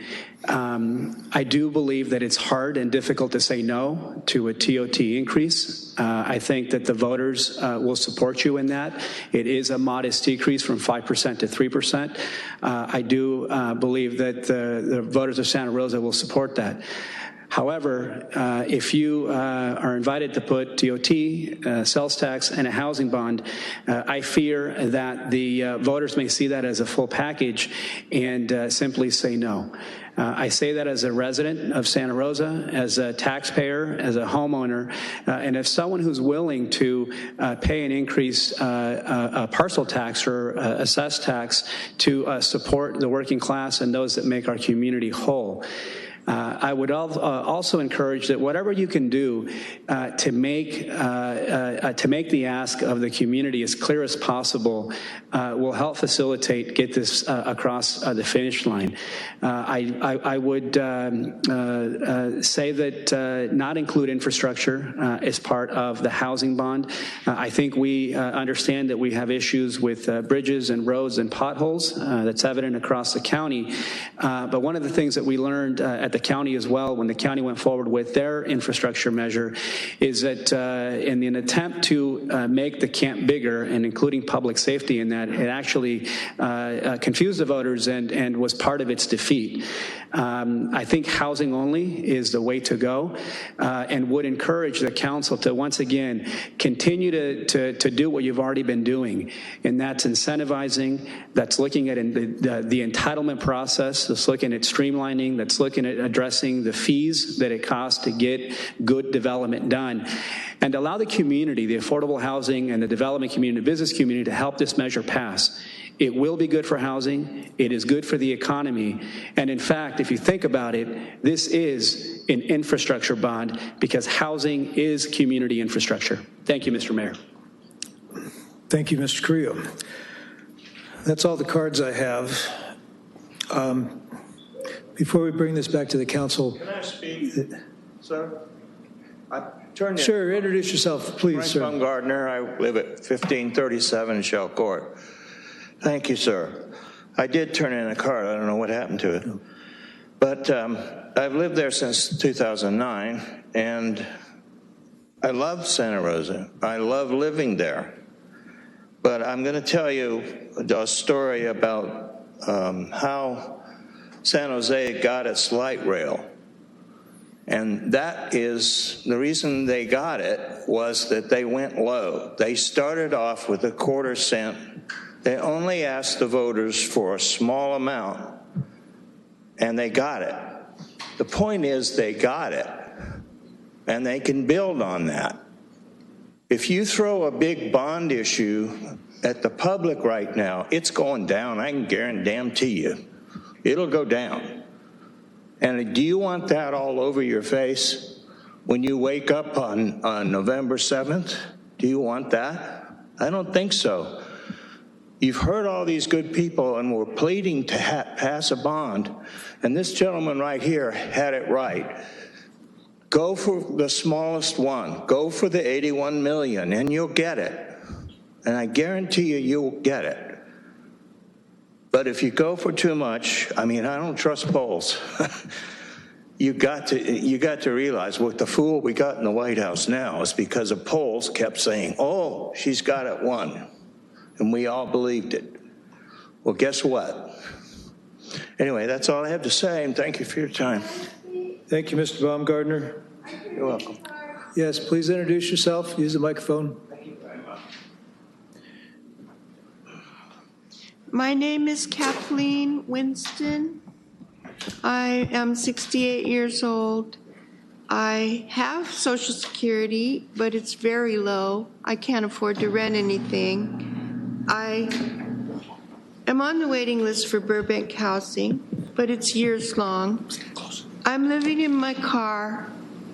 I need a safe place to park. I'm parking on Apollo Way.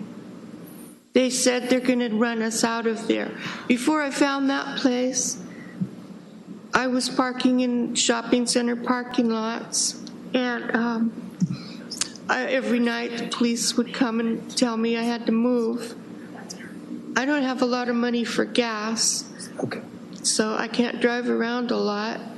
But I like staying on Apollo Way because I can go in there and the computer, work. It's the job link place, and I put in job applications every day. And I've had several interviews, but I'm getting denied. When I took care of my mom for 10 years, she had Alzheimer's, and when she died, I didn't know that I was going to have such a hard time getting a job again. I never had trouble getting a job before, even though I always worked minimum wage. I was a nursing assistant for 14 years, but I can't do that now. So I need a safe place to park right now. That's what I'm asking for. And I hope that affordable housing gets built. Thank you very much. Thank you, Ms. Winston. Okay, that is all the cards I have. There was a lot of checking in with staff during the first part of that. Is there anything that you need to relay to the council at this point? Okay. All right.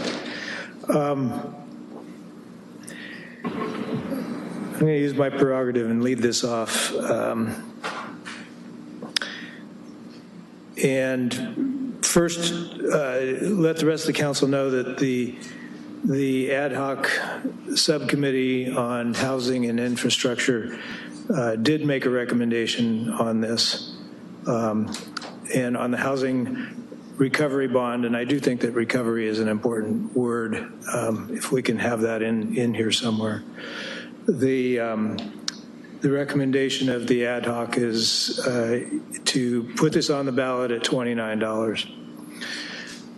I know that polling is all over the map on this stuff, and frankly, I agree with the speaker who said that she didn't have a lot of faith in polls right now. But there's one thing that isn't ambiguous. There's no ambiguity about what people in Santa Rosa feel like is the most pressing issue, and that is housing. It's our biggest problem.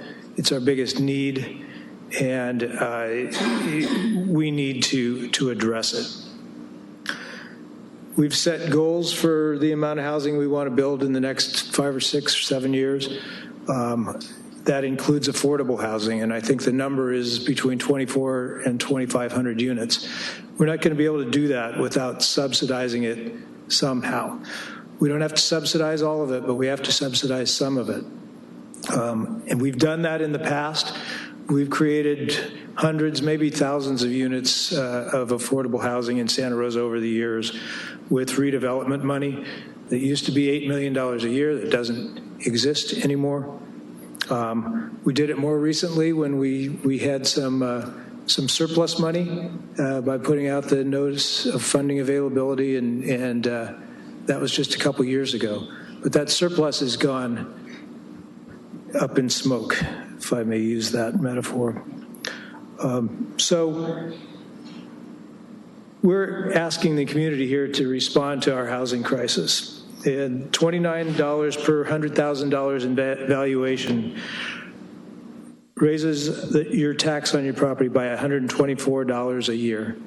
That's about 1,200 units in Santa Rosa created by it raises 124 million, creates about 1,200 units, about half of what we need. So we're going to need more than this, but this is a start.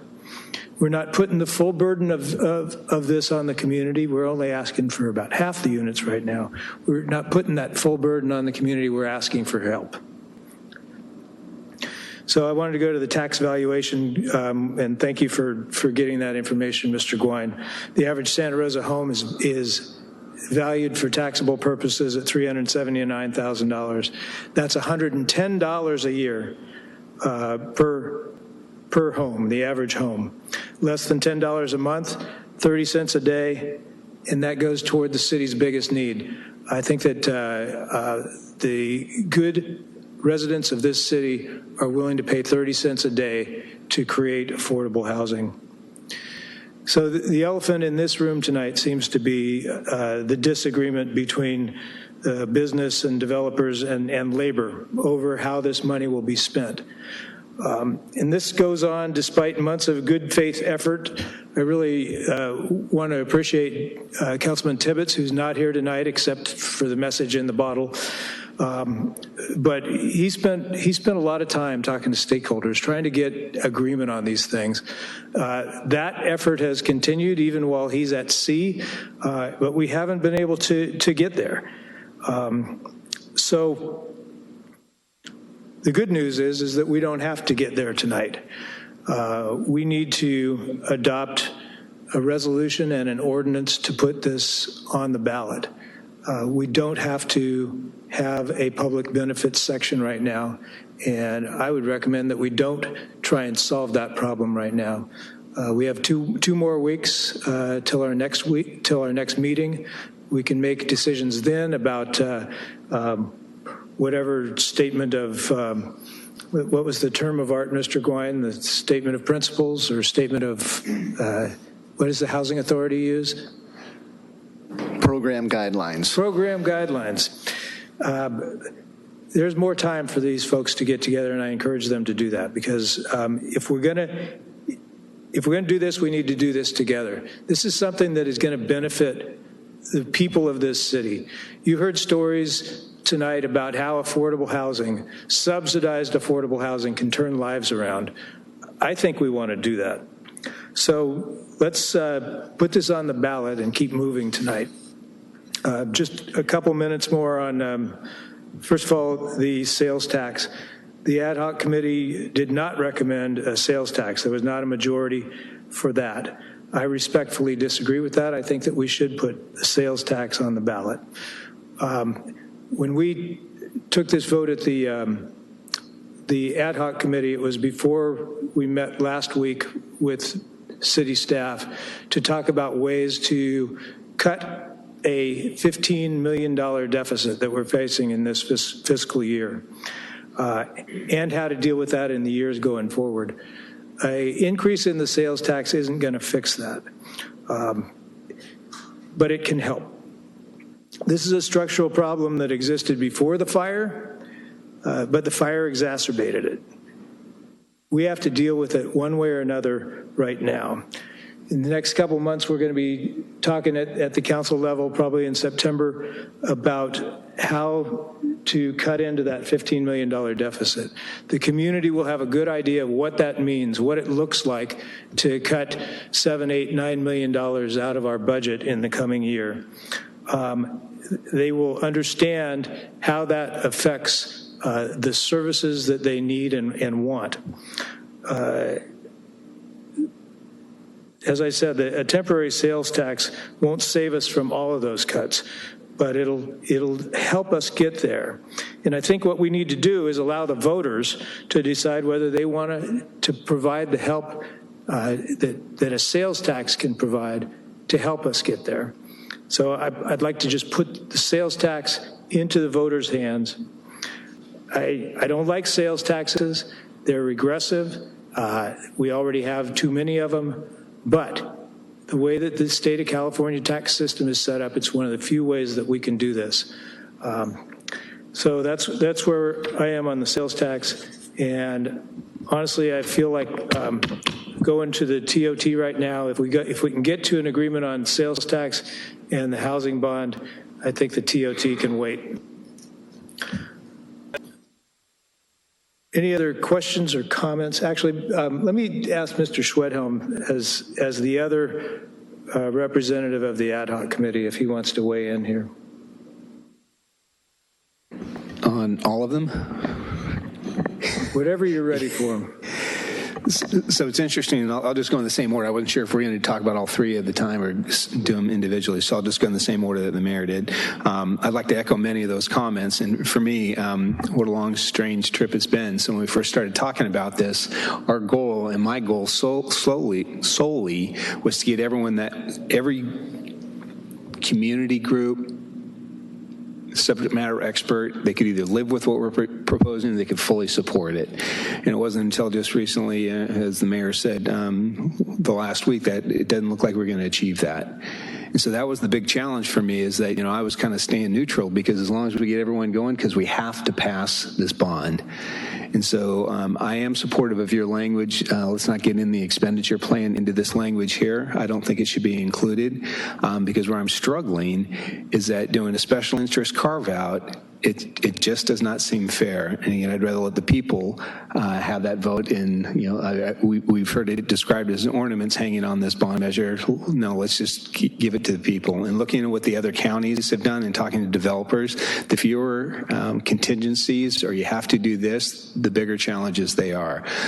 Recently heard that Alameda County, who passed their bond measure about a year and a half ago, they're still negotiating some of those different things. So that's what, with the housing bond. But ultimately, I think this body has got to pass something, because we have to take action here. We need the housing. And where we end up with that, I agree with the mayor that discussion may be on August 7th. Or even some point after that, but we need to give the voters the opportunity to help us with the housing. Regarding the sales tax, comments that I made early is I agree with some of the speakers. We need a priority, but after the information that we received on Thursday, and I'm not sure how many members of the audience were there, but there are some significant implications that this city is going to encounter due to lack of funding in our general fund. I was surprised / disappointed to see the figures actually got millions of dollars worse from our budget hearings in June just to last week. That's significant. And unfortunately, that meeting was not as well as attended as today is. But the ramifications that if we don't go forward with the sales tax, let the people decide, we're going to need that funding because there are going to be some significant cuts because we cannot fix the structural changes in this organization in the time frame that the city manager has to do something because the money is just not there. So I am very reluctantly supportive of the sales tax, but that's not the case with the TOT because for me that 9%, if you look at 1994, we established the TOT. Well, what we paid for rooms in 1994 are not what we pay for rooms now. So that's been escalating. I don't think we need to change that number. And again, my fear is that the voters are going to say no to all. But again, for those reasons, housing is the #1 priority, but we're going to need to have that sales tax or the ramifications for this community, I think, are going to be very significant and severe. Thank you, Mr. Sweathelm. Ms. Combs, you have this. I'm going to go this way. Comments, questions? Thank you, Mayor, and I really appreciate the comments of both the Mayor and Councilmember Schwedhelm. I'm pleased that we are delaying the conversation about the public benefit goals. I've been very, very clear about my feelings toward PLAs, whether they be PLA light or PLA full. So being able to delay that conversation, I very much appreciate. I find that because I find it exclusive, and I think this is the time to be inclusive. More than ever, and to create a level playing field for all people that are looking to help build housing in Santa Rosa. The conversation we had last week was very sobering, and so it is clear to me that not only is housing desperately important in our community, not only currently but in the future, but we also have a structural deficit that needs to be addressed. And without that, we'll be building homes in a community that is declining. And I think that people hopefully they will begin to understand the necessity of having funds coming into the city in addition to those funds that we can levy or that we can parlay into a great number of housing units, but we need to have the help of the community to understand the desperate financial times that we find ourselves in. And so although it is hard to be supportive of a sales tax, I'm real happy about it, but I am pleased by the figure that would come out of it. That $9 million could go a long way to helping our community get through some difficult financial times. I'll be curious to see what the rest of the council thinks about the TOT. It is the smallest amount that we would be looking at. It would be nice not to have all three on the ballot. I think it is going to be a challenging ballot. So my first inclination was to let the voters decide, but that the fear of them being overwhelmed is a concern of mine, and so I would be willing to support the removal of the TOT from the conversation as we move forward. But I'll be curious to see what the rest of the council says. Are you okay? Give me one more round. Okay. Mr. Rogers. Thank you, Mr. Mayor. I think as we sat there last week and preparing for this meeting today, I think one thing became really apparent to all of the council members, and that regardless of what we decided to move forward with this Tuesday tonight, we're looking at a couple of really painful years when it comes to our city finances and our budget. And while we have been talking a lot about the structural deficit that the city finds itself in, and we've been talking for 2 years, at least as long as I've been here, on ways that we can work towards righting the ship and the plan that we had in place to try to right that ship and create an organization that is a 21st century model, the fire made it so that we ran out of a runway. We have no time to make the changes that we were expected to make or that we were going to try to make. So as much as I dislike the sales tax increase as well, what I'm chiefly concerned about is not having matching funds for a lot of the fire recovery projects that we have moving forward, for not having a reserve in the event that there was another tragedy that happened in Santa Rosa. It's worth reminding the public that we had over 19% reserves before the fire hit, that the city was saving funds in a way that was better than most cities in California, and was looking at ways to address systemic issues that we have, whether it was pension obligations, deferred maintenance, and the fire wiped that out.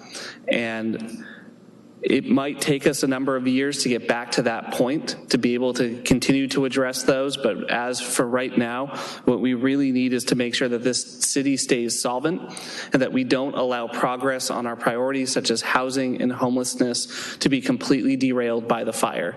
So reluctantly, I will support adding the sales tax onto the ballot. For the same reason, I am also supportive of the TOT.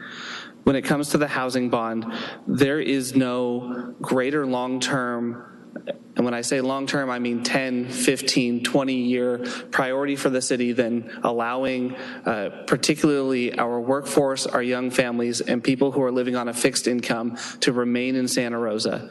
I made a comment earlier about Santa Rosa should be for everyone, in particular Santa Rosans, and I know that we've all really struggled hearing the stories of folks who grew up here who cannot remain here. I feel that struggle every day as a renter living in this community as well, and somebody who's dealing with astronomical student loan debt, high rent, and just a general high cost of living. It is not sustainable and it is not affordable to live in Santa Rosa. The polling on the housing bond is not great. Generally, numbers don't go up from what you see.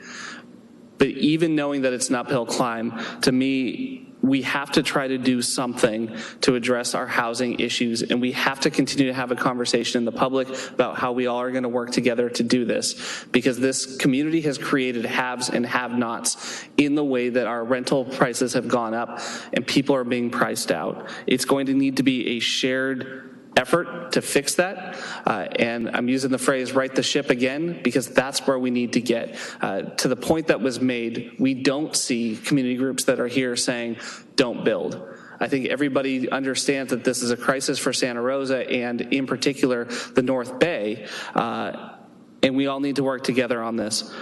I was supportive of the language to make sure that we had the community benefits in there. I understand if the mayor and others would like to have that conversation continue to go outside of that. I want to make sure that that happens, that we continue to have that conversation. I know it was like pulling teeth to make sure that we got the language back here for discussion tonight. I just want to make sure that it doesn't get lost in the shuffle. I will be supportive of the housing bond moving forward, and I believe the recommendation from committee of the $29 per 100,000 is the appropriate amount. Thank you. Mr. Oliveros. I'm ready to go now. Thank you. Thank you, Mayor.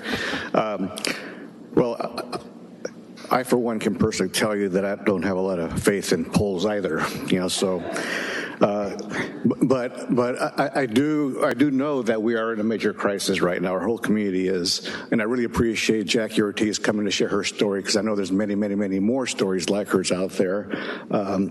So I do support the housing bond. I wish we could consider 35, but again, we don't know what's going to happen, so I guess we can settle for the $25.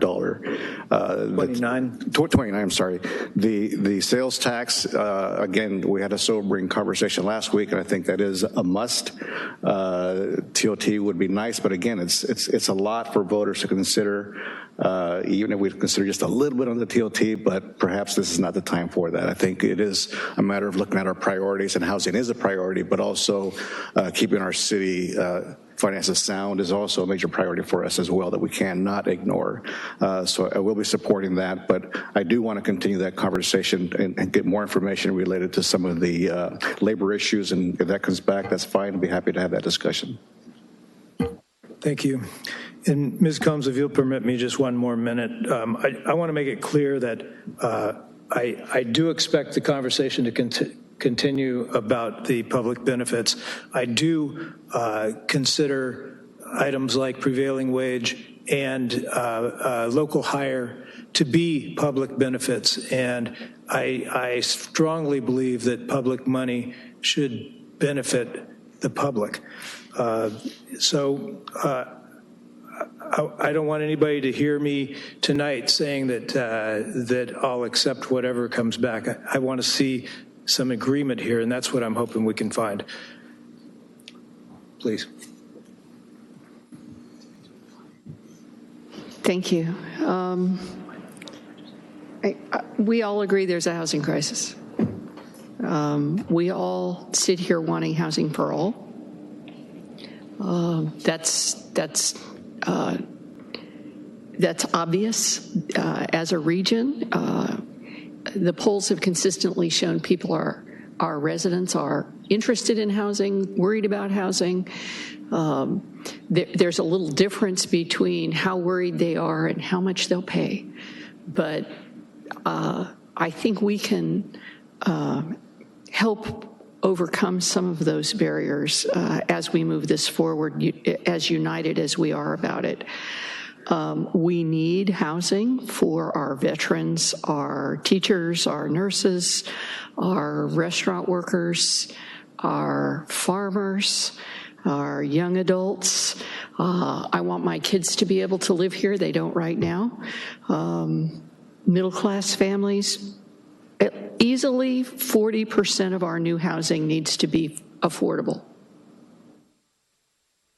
And the market is not going to take care of those below market rate units. 40% of our new housing. So we need a housing bond. And clearly we as a council are united about having a housing bond. And we've said previously for a number of years, this is our priority. So I think we are putting our priority out there first. I don't entirely agree with my colleagues with regard to what is a compromise on certain kinds of language and where it should be.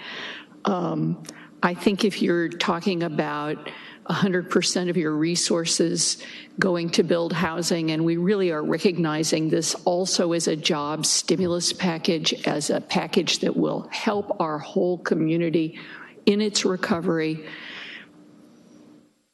A compromise is usually 50-50, and this one is at 30-70. So I think asking 30% for local hire, for good job training, and for skilled and trained union workers is a low number. I would hate to see the building community sort of cut off its nose by fighting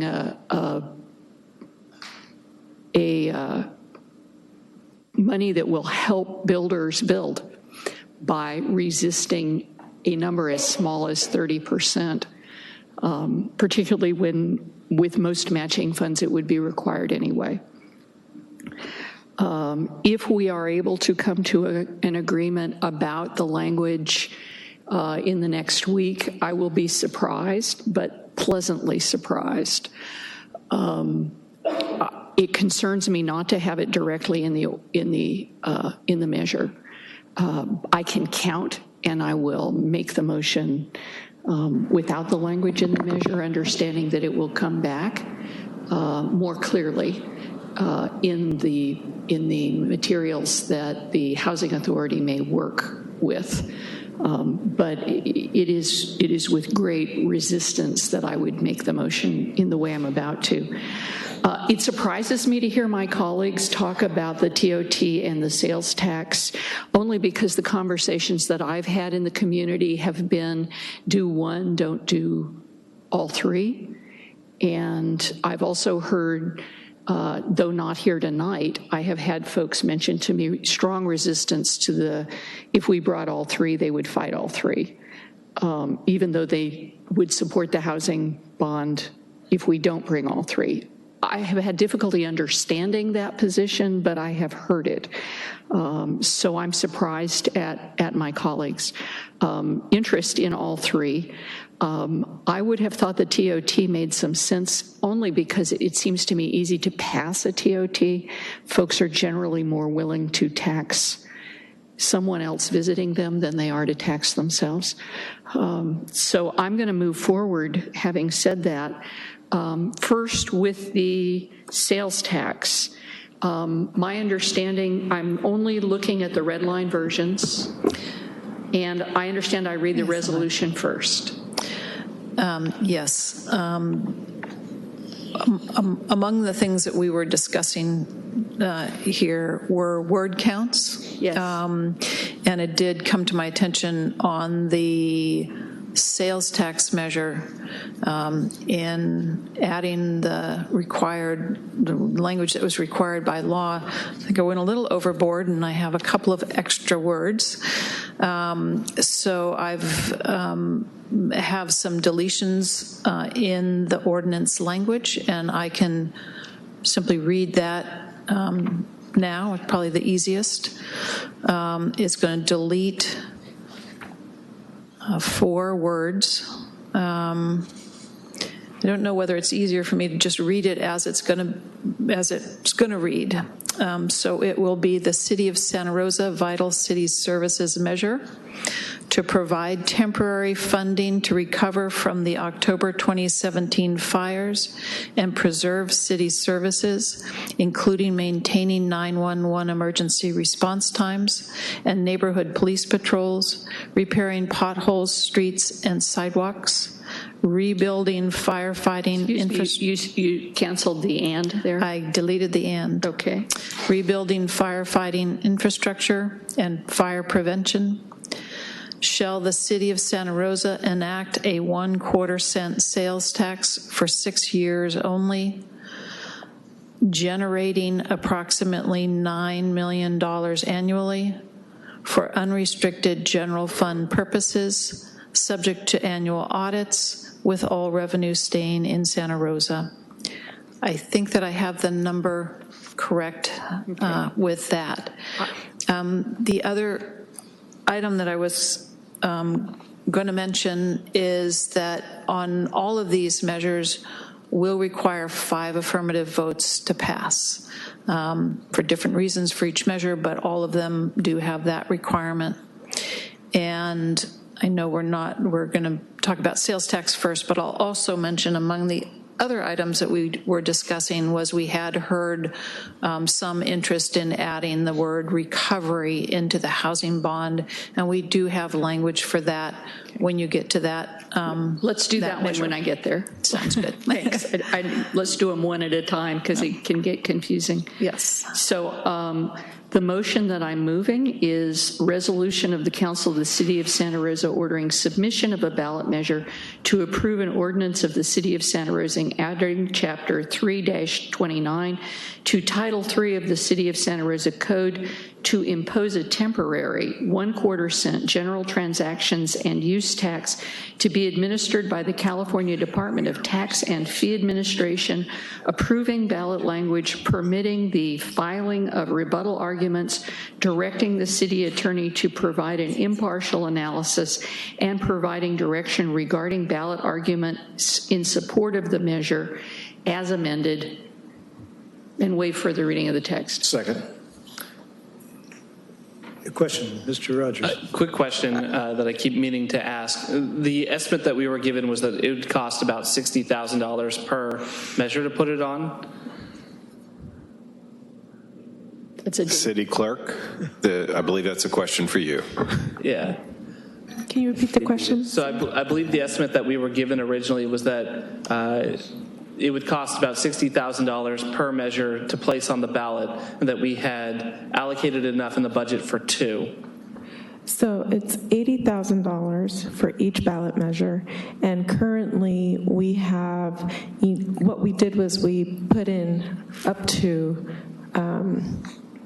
I believe, Alan, I think we talked about whether or not if we needed to add on more funds, we would bring that back, because the county doesn't actually, it seems like their invoices isn't full amount, so it doesn't make sense for us to ask for the money now beforehand, up to the $500,000, which is the amount that they quoted me for up to 2 ballot measures. But that's only, I guess there's a lot of variations involved, but it is $80,000 per ballot measure, and right now we currently have enough funds to cover for that. Great, thank you. So, yeah, but I mean, the short answer is we have enough funds to cover up to 2 ballot measures with the $500,000 that we've appropriated funds. Okay.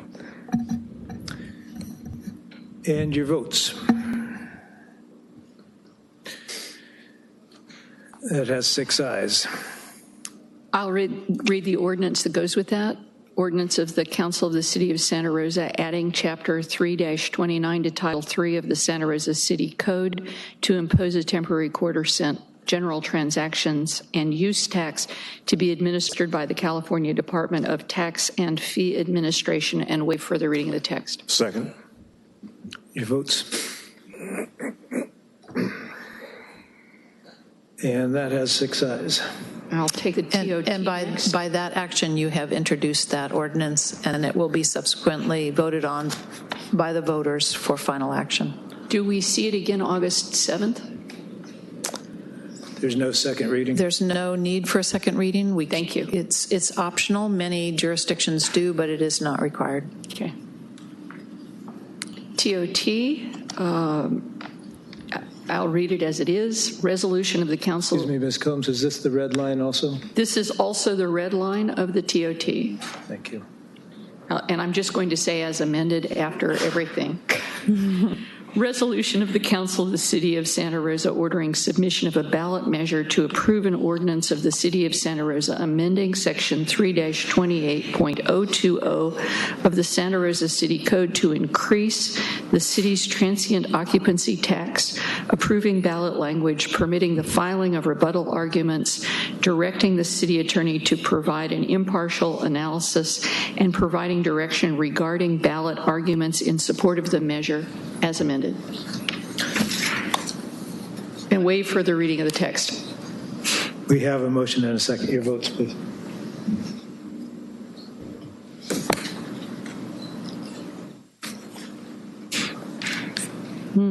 And that has 3 ayes and, oh, I'm sorry. Can we revote that?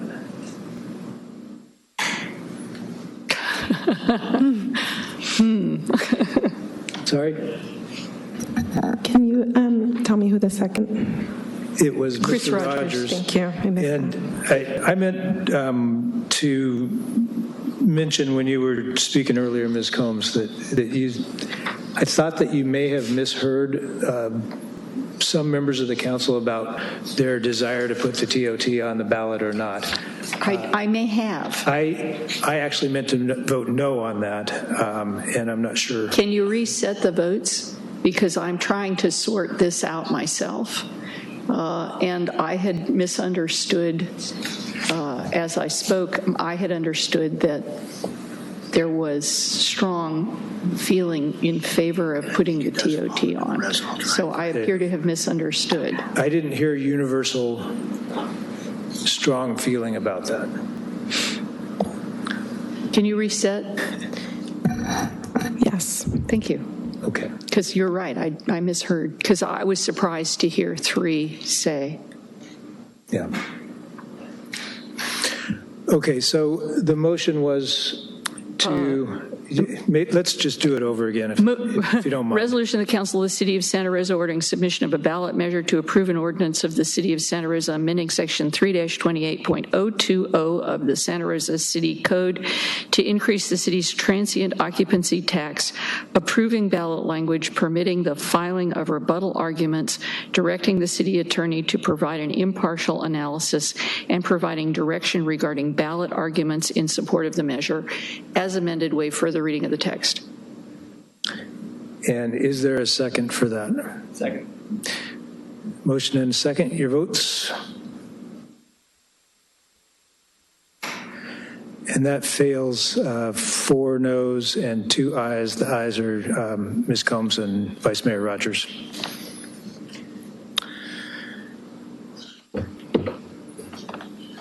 Okay, now the trickier one here. I want to confirm a couple of things before I make the motion. I'm sorry, I'm back to being confused. And I apologize, everybody. It's been a long day. I'm reading the red line version. Did we do the resolution and the ordinance? Did we do the ordinance? It failed, so I didn't read the ordinance. We don't need the ordinance. Okay. Okay. Okay. Scared me for a minute there. Okay. I'm doing the red line version of the resolution of the housing. We are moving option A and option B at one time to be conditional upon the state law as of August 10th. Is that correct? Can we move them both, or do I need to read them separately? I think you need to read them separately. Okay. And we do have 2 issues on the resolutions as well. So if you want to read first. I have a couple of questions that I'd like to go through before then you can make sure I've done it or not. Very good. Okay. The first one is, my understanding is there's an oversight committee. Do we need to specify the oversight committee is the housing authority at this time or not? You can either specify that is the housing authority at this time and substitute that, or you can simply delete the phrase with citizen oversight, or actually you could just delete the citizen with oversight and audits, and then determine later that your oversight is going to be in the housing authority. In the ballot language and in one of the whereases. So okay. I'm going to make the motion that we just say with oversight, and that the decision about whether it's citizen oversight, housing authority oversight, other kinds of oversight be determined, so that we have options for oversight. Does that, okay. May I make that? Actually, I'm sorry, we're getting some conflicting. Yeah, let us take 5 minutes. Yes. Okay. Can I ask the next question while they're sorting themselves out? I think I need to be in that conversation. You don't need to be on this one, I don't think. Though the question I'm asking is the $29 question. Okay. Let's just take a 5-minute break. Let's just wait. Okay. Okay. Take a 5-minute break. Thank you.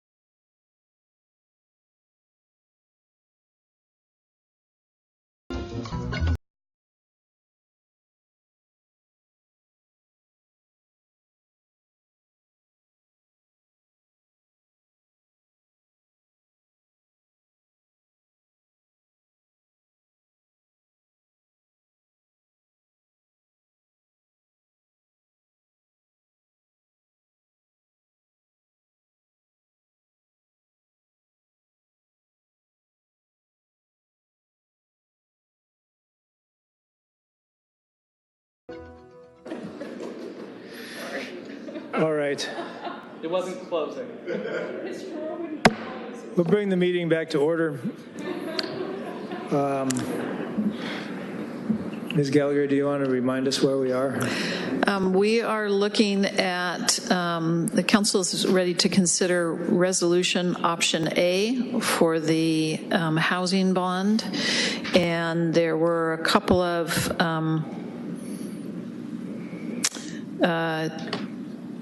corrections to make, and the reason we took the break was because of some question about removing citizen oversight,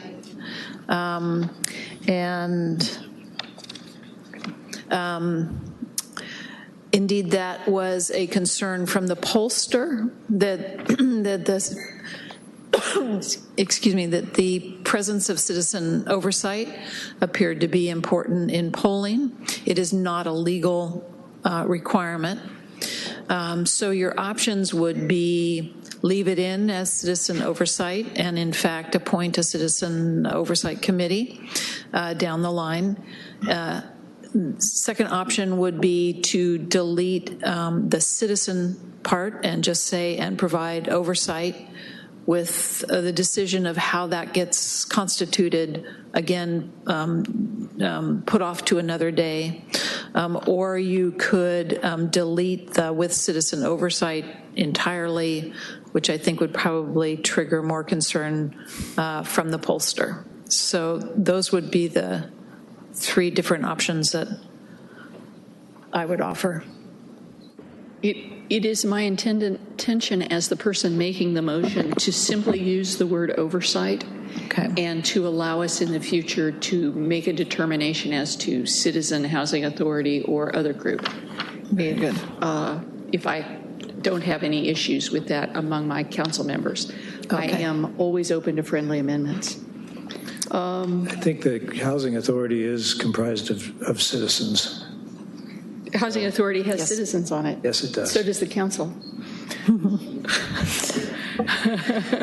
And then when you are ready and would like me to, I'll have a number of corrections and can also address the recovery, adding that in as well.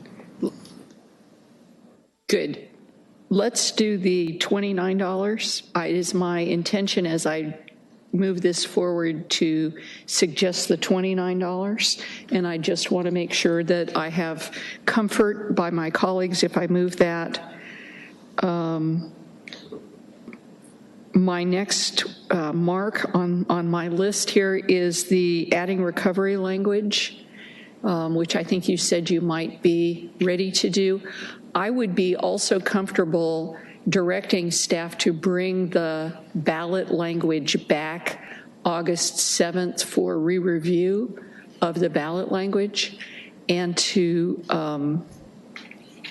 also at that time bring the labor-related language back for reconsideration August 7th, so that there's an opportunity for the negotiations to move forward.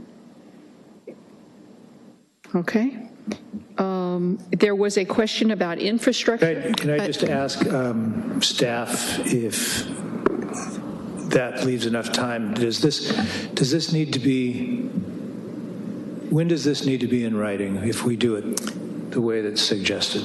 The resolution and ordinance need to be adopted before August 10th. So August 7th meeting, both the resolution and the ordinance could be adopted at that time. Okay. And I'm sorry, Mr. Gwine, could you say again what the Housing Authority calls this document, to guiding? Program guidelines. Program guidelines. If we are able to come up with a list of program guidelines that's acceptable to a wide swath of the community, Would that be included in the ordinance and resolution, or would it be separate? It would be a separate resolution, but it could be also brought, if we came to that consensus by the 7th, it could be brought at that time. Again, our posting requirements mean that we have to have some idea of where we're going on that earlier, and we'll have to be able to have a document prepared by the Friday before for post, or Thursday before for posting. But yes, that could be, we would recommend that you adopt that as a separate resolution, but it could be brought at the same time. Thank you. So following up on the mayor's question, the items that are on the slides, I think it was 17, 18, and 19. Yes. Those were the items that showed the program guidelines. Is that correct? That would be, I'll let Director Would there Gwine. be additional? If I'm tracking the conversation correctly, there's existing program guidelines by which the Housing Authority operates, and it would be a question of adding additional guidelines based on your direction into that document. Are any of the items on those slides and the labor piece not already in the Housing Authority guidelines?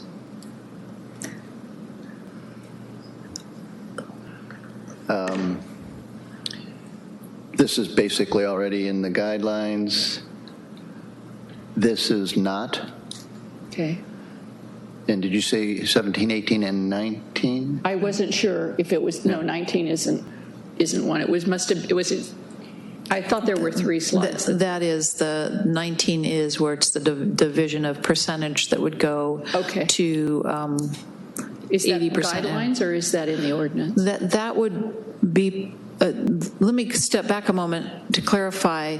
The program guidelines for the housing bond do not need to be identical to the guidelines that are currently adopted and enacted by the Housing Authority. Yes. So you could take the Housing Authority guidelines and add to it. You could modify those, or you could not deal with those at all and have a separate set of guidelines that are solely for the housing bond monies. So my question then would be, I obviously have an interest in having the labor language added to the guidelines. I want to confirm that the other language needed here, shown here, is also added to the guidelines. Yes. And if on August 7th we made the decision to add additional language or pull language, would there need to be a second hearing? No, the guidelines will be adopted by resolution. So you don't need to have a second read. The difference will be what those elements, the answer I should have said was, well, it depends. Because it depends on what those additions are, and if they are within the scope of what we've noticed on the agenda, then things could be added. If they are something that has not been, is not within the reasonable realm of the agendized item, then we would have to come back at a later date. Okay, so if we were to choose to withdraw something from the list that the Housing Authority currently uses, it would have been agendized because the whole list would be agendized. Right. So it's about additions. Right. Okay, so would these 3 slides be additions to those guidelines? I haven't reviewed the guidelines recently, so I can't tell you. Can we make sure that it's noticed in such a way that these 3 slides would be able to be discussed? Yes, we'll notice it so that these 3 slides and everything that is currently contained in the Housing Authority guidelines, those will all be part of the packet so that all of that will be, you would be able to consider. I have one more question, and that is, if for some reason we need to legally have another meeting after the 7th, can we have a meeting the 8th, 9th, or 10th to take care of the issues that might come up on the 7th? And that's a very broad question. That's a very broad question, and that also depends. The council can always have a special meeting, and the special meeting only requires 24-hour notice. So there is time there, and again, it's a resolution, so we're not talking about it's a resolution and an urgency. Well, the program guidelines are simply a resolution. A resolution. They wouldn't be part of the ordinance. Right. So all of the elements of the housing bond can be adopted in one meeting and not require a second read. And how enforceable are guidelines that we resolve? We do by resolution. Guidelines that are adopted by the council are the city policy and are enforceable. Okay. And then I'm moving on. Then there was the question with regard to infrastructure. I heard some discussion about wanting to include infrastructure and some discussion saying not to include infrastructure. I am going to choose to not include infrastructure here unless I receive a very friendly amendment. So just letting you know what I'm putting in the pack. Is there anything I've left off the list? There was some language changes to the ballot statement that was also discussed. Yes. And that's coming back August 7th for clarification. That includes some simplification and the use of the word recovery. Right. And what we'll do is, my strong recommendation would be that you the ballot language is embedded in the resolution. So what I'm understanding is we will come back on the 7th with the amended resolution and the ordinance. Okay. Back. Do we? I would like to pass the resolution tonight with language coming back on the 7th. Is that at all possible for us? How can we get to yes on that? The inclusion of ballot language is essential piece of the resolution for it to be effective in moving the housing bond forward. Excuse me. I believe you. I'm just looking for where it is in the two resolutions. Sure. In option A, it's on page 3, bottom of page 3. Okay. Given what you have just said and a strong motivation to move this forward tonight so that we can have some other conversations that may be difficult on the 7th, do you have language that you would suggest tonight on this section? Yes. And would you like me to read that? Yep. Yes, please. And I'm on page 3. On page 3 of option A. Yes. And I will note that you have also separately suggested that we delete the phrase that offers mental health substance abuse services. Yes. To clarify that the bonds are going to be used for the actual housing and not services.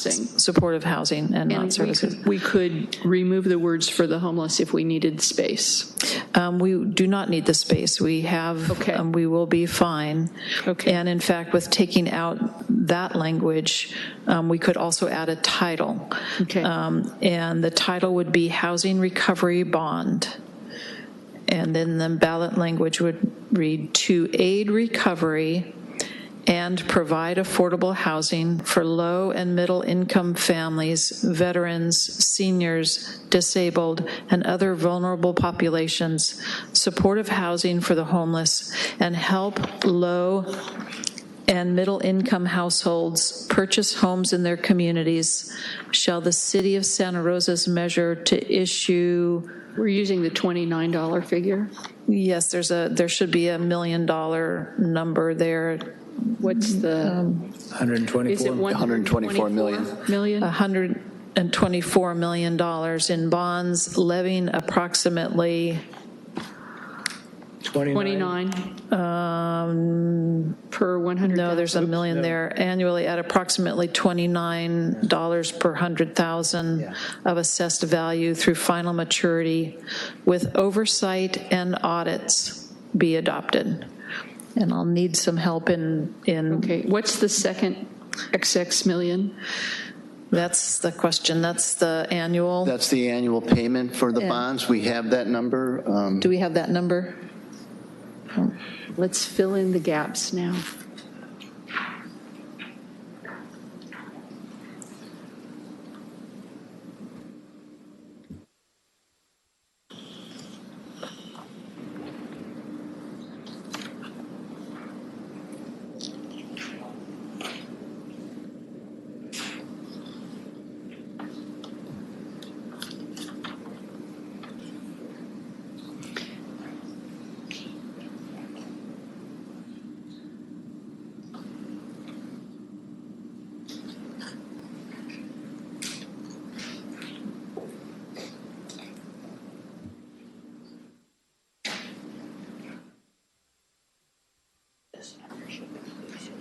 But it's not on my chart.